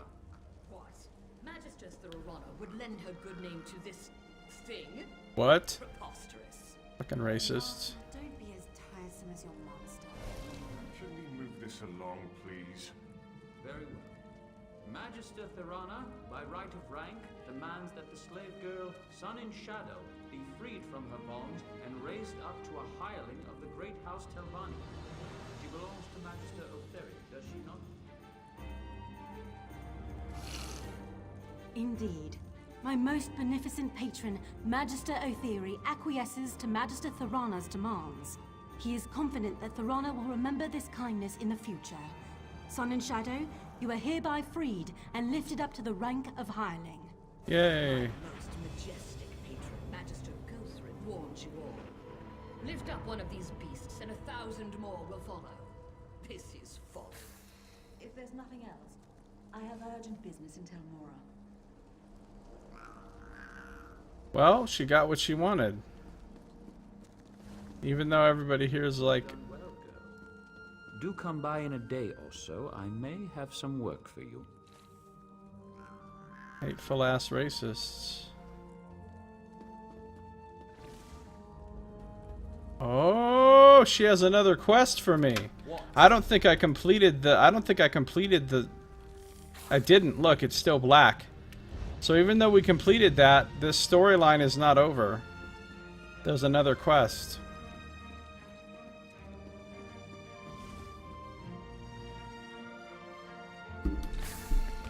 A hireling. Can you believe it? Not much of a title, I know, but I've spent a lifetime earning it. So what now? I'll burn these rags, polish my scales, and work even harder. The next few days are critical. I can't afford any slip-ups. Magisters circle new hirelings like cliff racers. If they see any sign of weakness, they swoop in and pick the bones clean. But what about Aoki? Can you free him now? Not yet, no. Like I said, even the smallest mistake could spell disaster. It's still too early. I can't say more.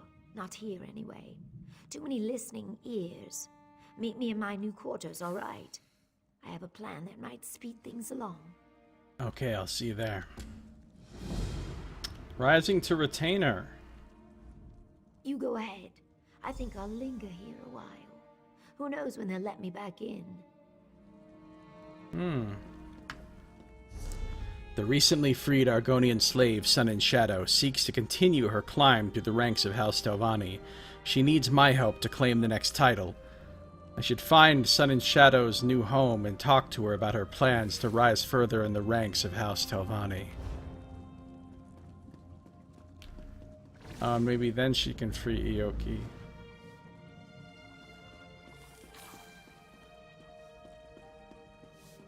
Meanwhile, Short Leash, you're not getting freed.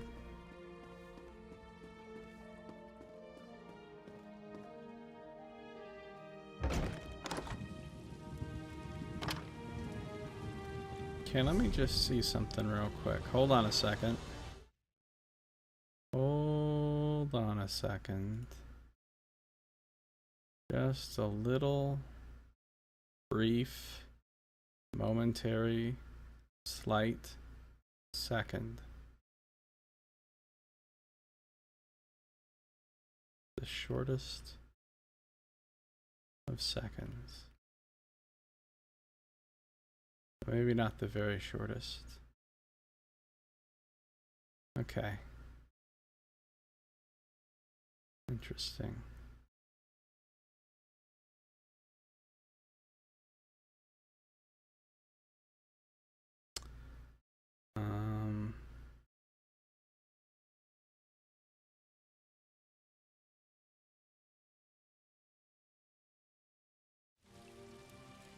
Okay, we're good to go. The second shortest second.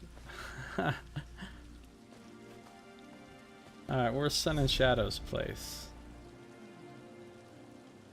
It's over there, apparently.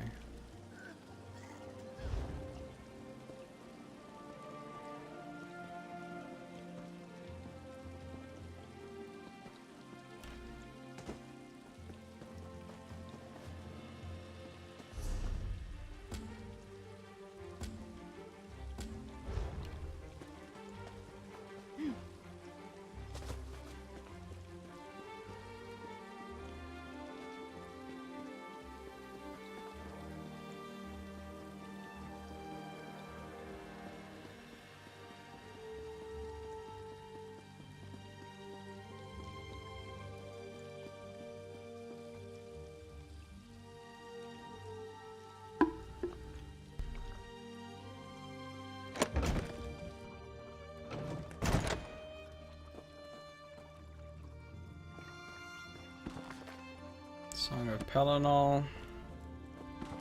Nobility and theft.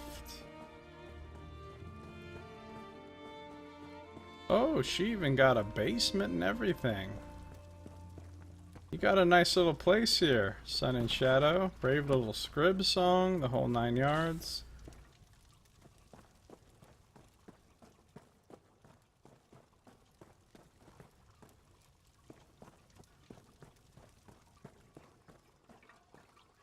bedroom, you got some art.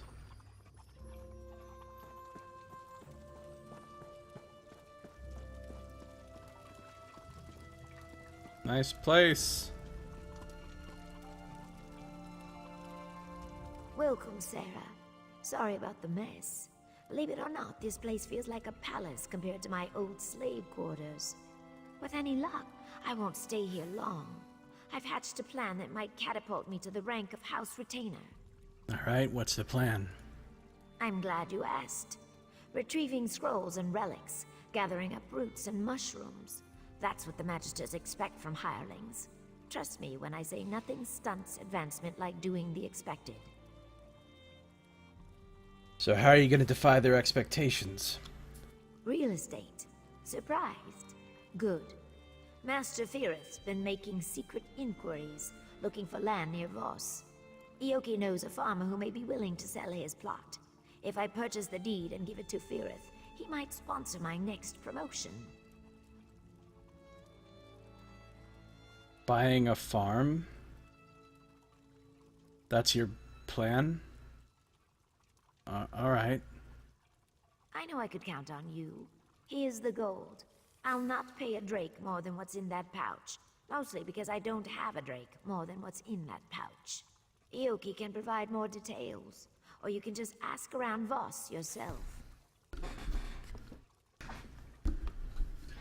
Well, how's life as a free woman? Fantastic. I bought new clothes, see? And no more sharing a room with 8 other people. This space belongs to me. It's mine. Best of all, I can stop hiding. I don't have to tuck my tomes under blankets or hide scrolls in my bodice. I can just be. That's great. But as a hireling, you still work for the Magisters. Of course. Everyone works for the Magisters in one way or another. Hirelings occupy the lowest rung on the ladder. Aside from slaves, of course. But we can earn a wage and study in peace. We can even refuse a task if we wish. It's remarkable. You seemed pretty independent even before you were a hireling. I enjoyed more freedom than most, it's true. Most of the Marshborn slaves hated me for it. Called me Smokescale, Elfheart, and much, much worse. But that's all behind me now. I won. You won? I harnessed my ambition, served my masters with loyalty and discretion, and earned my freedom. They whine like belly-sick wars and rot in chains. It doesn't get any clearer than that. I have a bad feeling about this. I don't think she's gonna fucking free Ioki. So, how's the plan to free Ioki? I told you before, these things take time. I can't simply buy him because hirelings aren't allowed to own slaves, and I can't just set him free without jeopardizing my position in the house. This requires patience and an overabundance of caution. Well, who owns him now? Archmagister Otheri. None of the other magisters would have him. Too many escape attempts. Then there's the matter of magical aptitude. The Telvanni abhor hissed magic, and make him wear suppression manacles all the time. Even when he sleeps. If you remove the manacles, could he use his magic to escape? Doubtful. Hissed magic doesn't operate by the same rules as Telvanni spellcraft. I think that's why the Magisters hate it so much. I can't say for certain, but I doubt there's anything in Ioki's repertoire that could get him out of Sadrith Mora. So why does Master Faruth want this land near Voss? From what I gather, he wants to build a new tower there. I've no idea why. Mistress Dratha essentially owns Voss, and I can tell you she does not welcome intruders. If I was mad enough to antagonize one of the Magisters, it would not be Dratha. So are you sure you should be helping him? I only need him to survive long enough to sponsor me. He won't break ground on his tower anytime soon. Plus, there's a rumor that Dratha suffers from some mysterious illness. It could be Firith's doing. You never can tell with the Telvanni. Alright. I'll check it out. Maybe he's just ethereal? What, Nox? I hate to be pushy, but you really should make haste to Voss. That purse contains my entire life savings. Pickpockets will take notice, I assure you. I am the pickpocket. You can't pickpocket a pickpocket.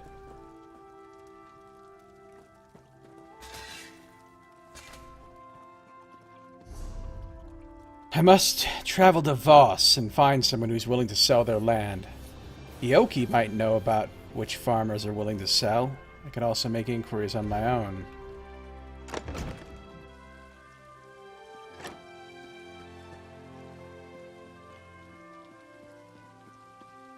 Well, let's talk to Ioki first.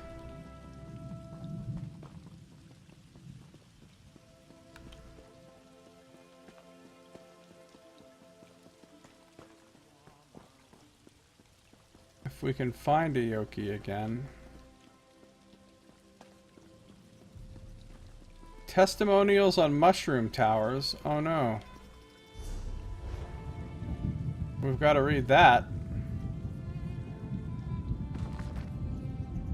By Minerva Callow, Associate Chronicler.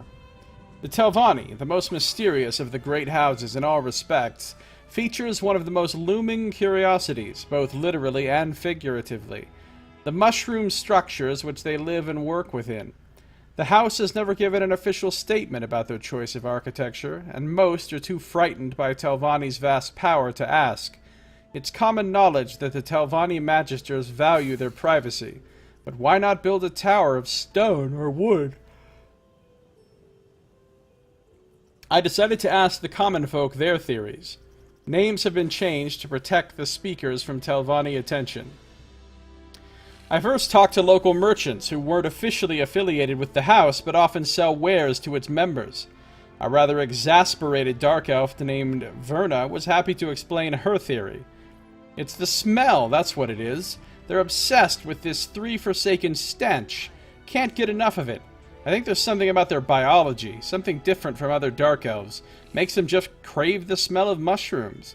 So much so that they magicked them into towers. I've heard they sit up there all day and just inhale the fumes. Me? I just get headaches.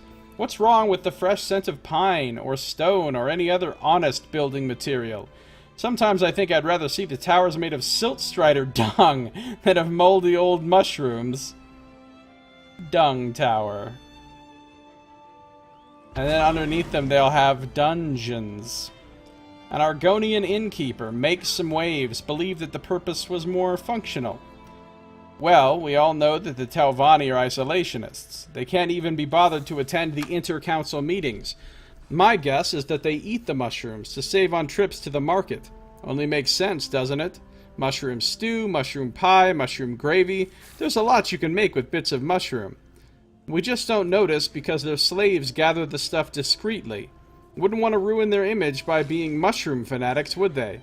Well, more fanatical, I suppose, than simply having your entire house built out of this stuff. A rather friendly dark elf merchant by the name of Hader had a vastly different opinion of what the mushrooms were used for. I've heard that the mushrooms are a powerful aphrodisiac. Really makes you wonder what those magisters do all day up in those towers. I've thought about taking up my own collection, for purely studious purposes, of course, but I'd rather not attract the attention of the homeowners.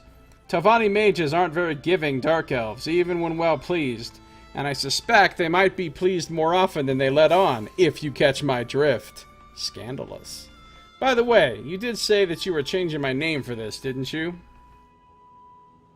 The merchants who cater to Telvanni were interesting sources of material and raised many questions for me to consider, but I found myself drawn to those who worked directly for the house. Though most slaves were unwilling to speak to me, I found an orc hireling who had this to say. Well, who else is using the mushrooms? If they're there, they're there. Might as well make some use of them. Only useful decision the Telvanni ever made, truth be told. Maybe the truth was that simple. The Telvanni found this native flora and simply wished to make use of it. A matter of convenience seems to be the most plausible theory I'd heard, but was it the truth? I had but one more source I could find who would speak their mind. A Khajiit trader by the name of Rumok, who explained, "This one always thought the towers were built to intimidate outlanders."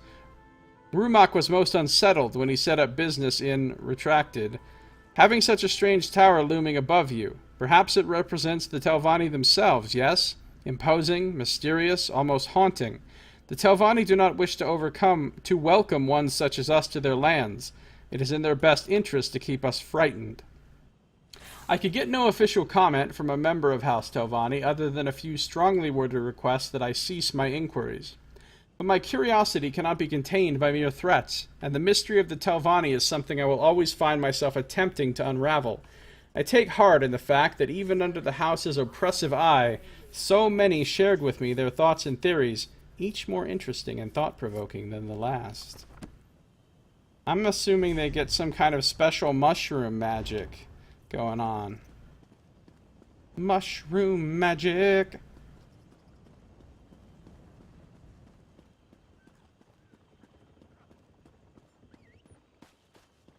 The power of mushrooms!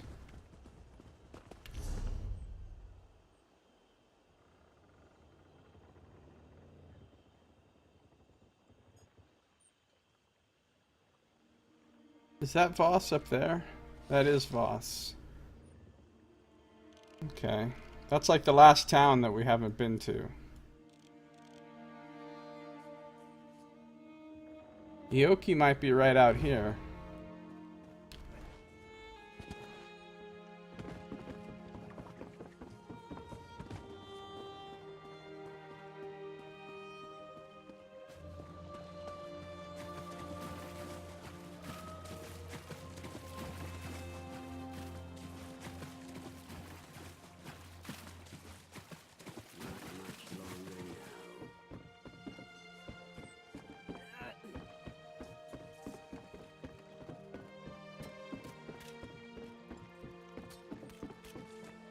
What are they doing over here?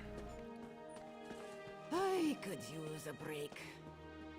They got an overseer.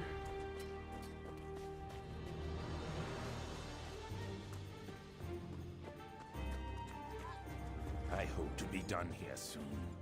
They're digging up eggs or planting them, or these are some kind of weird mush. I don't know what they're doing. Greetings. We must speak quickly. The overseers grow nosy and suspicious. Sun and Shadow said you may know a farmer named Voss who's willing to sell their land. I do. Otheri banished me to those farms for a time. I spent 30 days in the dry box and heard many things. A salt rice farmer named Barris Rendo grumbled like a sick crocodile. His wife called Voss a backwater sty. He would sell. Why do you ask? Sun and Shadow gave me gold to purchase some land for her. She gave you gold? I thought... My heart told me that she gathered coin to purchase my freedom. She probably seeks to parlay this into an even greater sum. I trust her judgment, even if I do not fully understand it. Good luck, my friend. Thanks, Ioki. I feel like Ioki's gonna get fucked in this whole deal. I wish I could do as much for Sun and Shadow as you have done. When do you think she'll be able to free you? I wish I could say soon. Unfortunately, the Telvanni Dark Elves observe many silly rules. Lower castes cannot own slaves. I do not know why. Once she becomes an Oathman, she will have the means to free me. Then we will escape this place. And what are the two of you gonna do once you're free? We Saxleal struggle with the future, but I often gaze into the pond and dream. My heart tastes his sap for the first time. I teach her gel and share root secrets by candlelight. We paddle still rivers, hunt, and fish. These dreams keep me going. I don't know, she seems pretty happy being a Telvanni mage. Your croaks ring true, but she knows nothing of the larger world. My heart hatched here in Vardenfell, far from the Hist. Once she hears the cries of the Hackwings, smells the peat, and feels the mud on her scales, she will forget about this place. We'll see. I have a feeling that's not how it's gonna go down. So... talk to Barris Rendo up there at that little town. of Voss.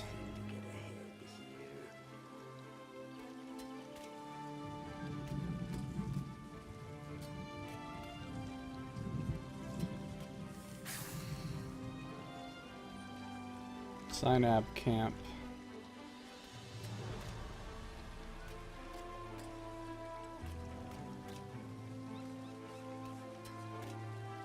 Morrowind Shrine.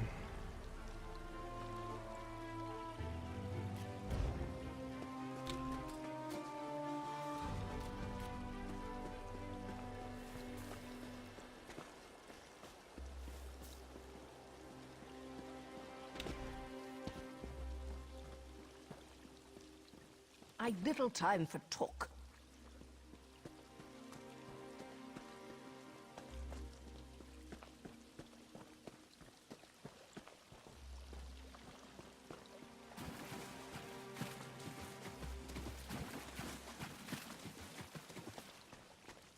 Buying, selling, trading. Sadrith Morrowind Shrine to the Morrowind Shrine.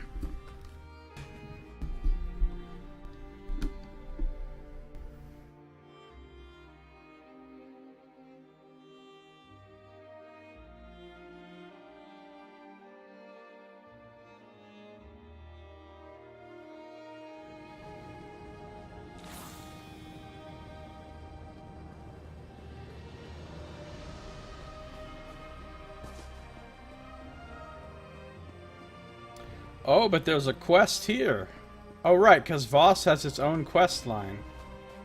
Well, shit. I don't want to get involved in too many quest lines at the same time. One more day, that is all I ask. Lane and Menwendel must have a plan to save this place.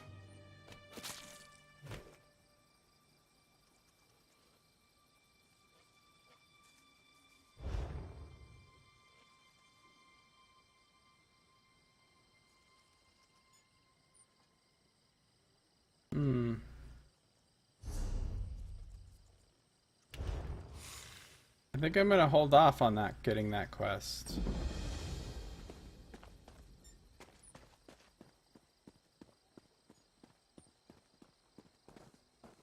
Why carry on?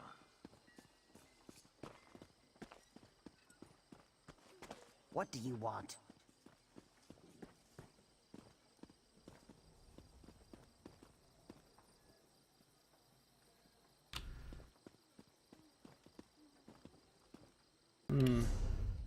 Yeah, we gotta look around Voss. Or maybe we'll wait to look around Voss until we're ready to do the Voss questline. Maybe we'll just go straight for the goal here. What?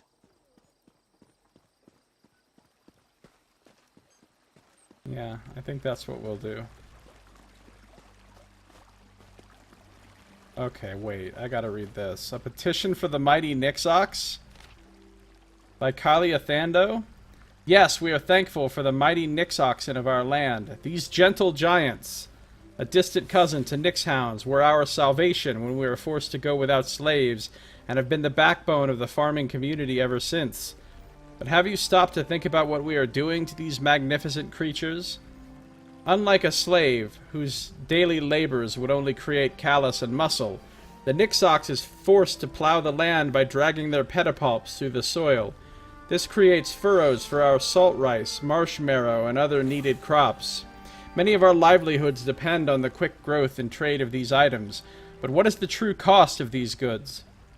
The Nixox is not a beast of steel as the dwarves once created, but a living, breathing animal. Over years of dedicated service, the Nixox pedipalps begin to erode. Not only do they lose this important form of protection, they are then deemed useless by our good neighbor, the farmer. They're left to starve in the ash wastes or butchered for their carapaces. What a fine way to thank the being who put so many years of dedication into the very soil of Vardenfell.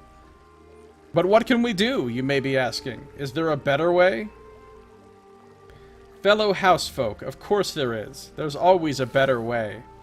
I believe that the law should require all farmers to retire Nixoxen after a certain amount of years of service.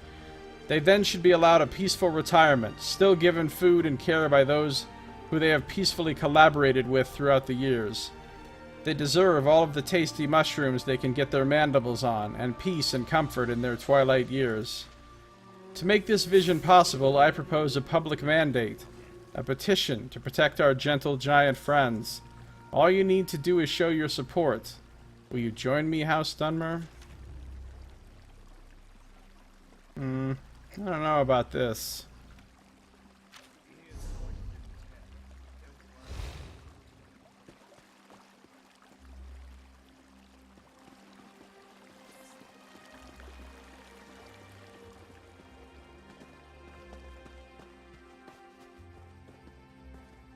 Well?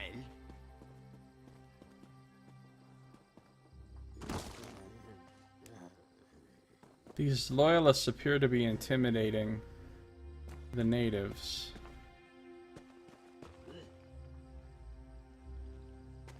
You know what? This place, this fucking town, this Vardenfell is big, and it has a lot of fucking towns. A lot of towns.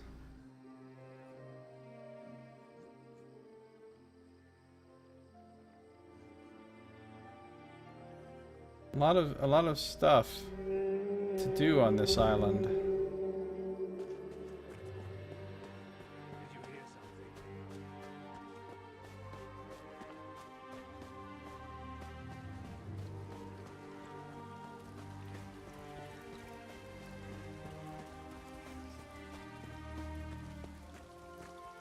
Alright, we made it to Barris Rendo. But that is going to do it for this episode.